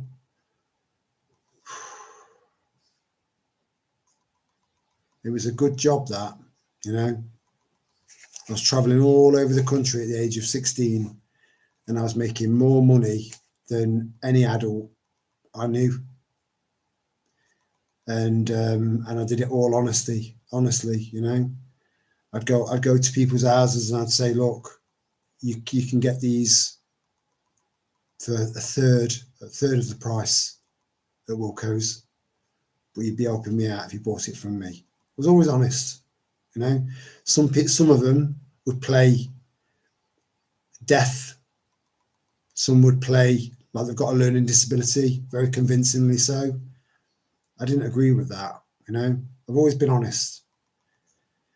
If you're always honest and you're always, and most importantly of all, as long as you're honest to yourself, you know, you don't need to have a memory, you know, to cover your tracks and, you know, not to, you know, avoid creating a tangled web of lies. You know, always be honest, always be yourself.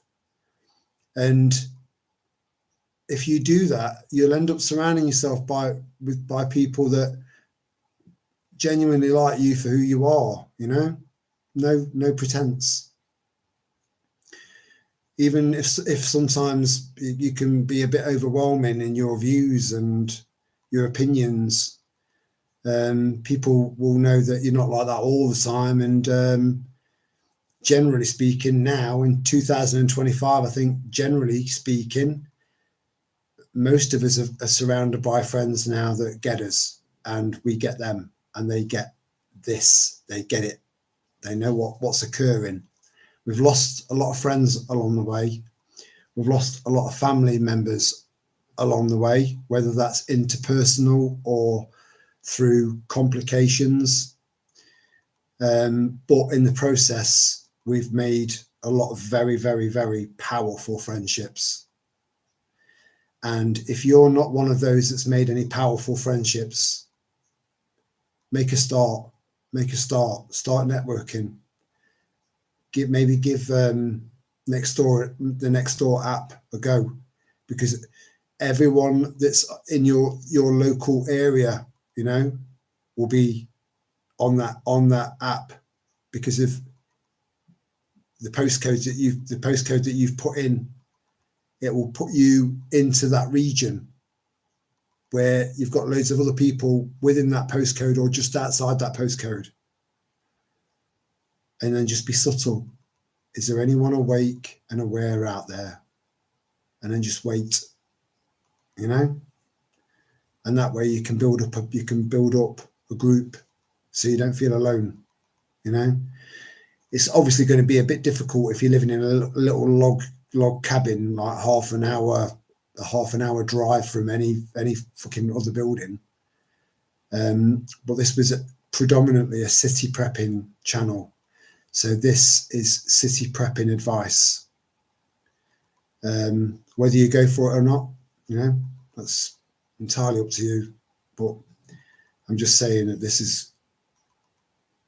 it's untapped territory. You just need to go in there gently, because they've got no time. There's no tolerance. you know, and there's a lot of very, very fast asleep people on there that all just complain about you being political or whatever. So all you need to do is throw your line out by saying something like that and see how many fish you can catch, and see if you can build up some, you know, lifelong friendships.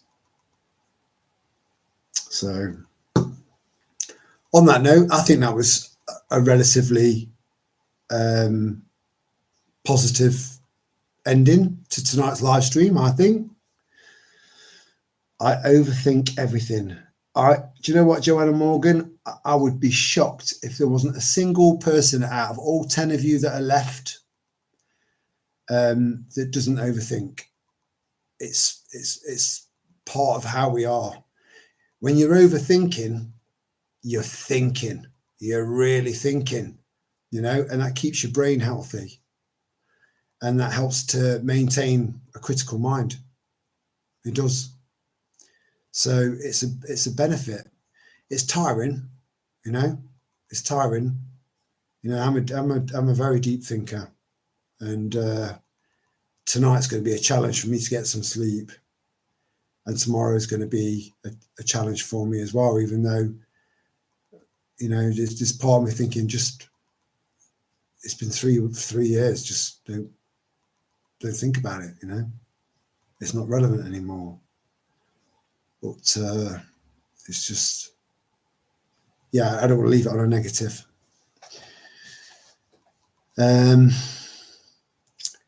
Ragnar Yuhawa, is it a theory? Is what a theory? I'll answer this one last question and then we'll close it down, guys, if you don't mind. Come on, Ragnar. Is what a theory? Just tell me what you're on about.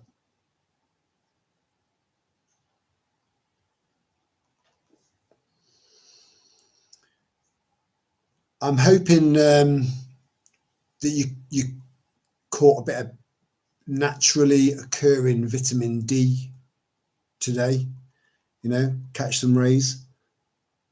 All of that you said, none of it's theory. No. Thank you, Chelsea Star, or Chelsea's mother. Yeah, none of that's theory. Just it's common sense, mate. It's common sense, and there is a significant lack of that in society at the moment because it's been programmed out of people. You know, people have been made to become robots. You know, and we are not robots. We're proper individuals, authentic individuals, and that's priceless. And it does feel sometimes like it's extremely rare, but it's not as rare as you think. Once you start networking is important. It really is, you know. So good luck, and keep me posted.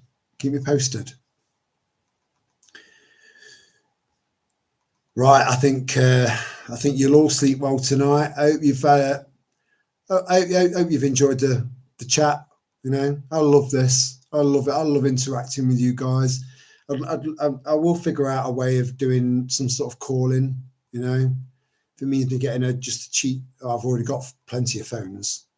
Just getting a SIM card and putting a number on the screen, or reading it out to you, or whatever, or putting a post-it note across my head there so you can just see it, and then I can get to hear your voices, you know, and take it to another level, which I think would be lovely, and just add an extra dynamic.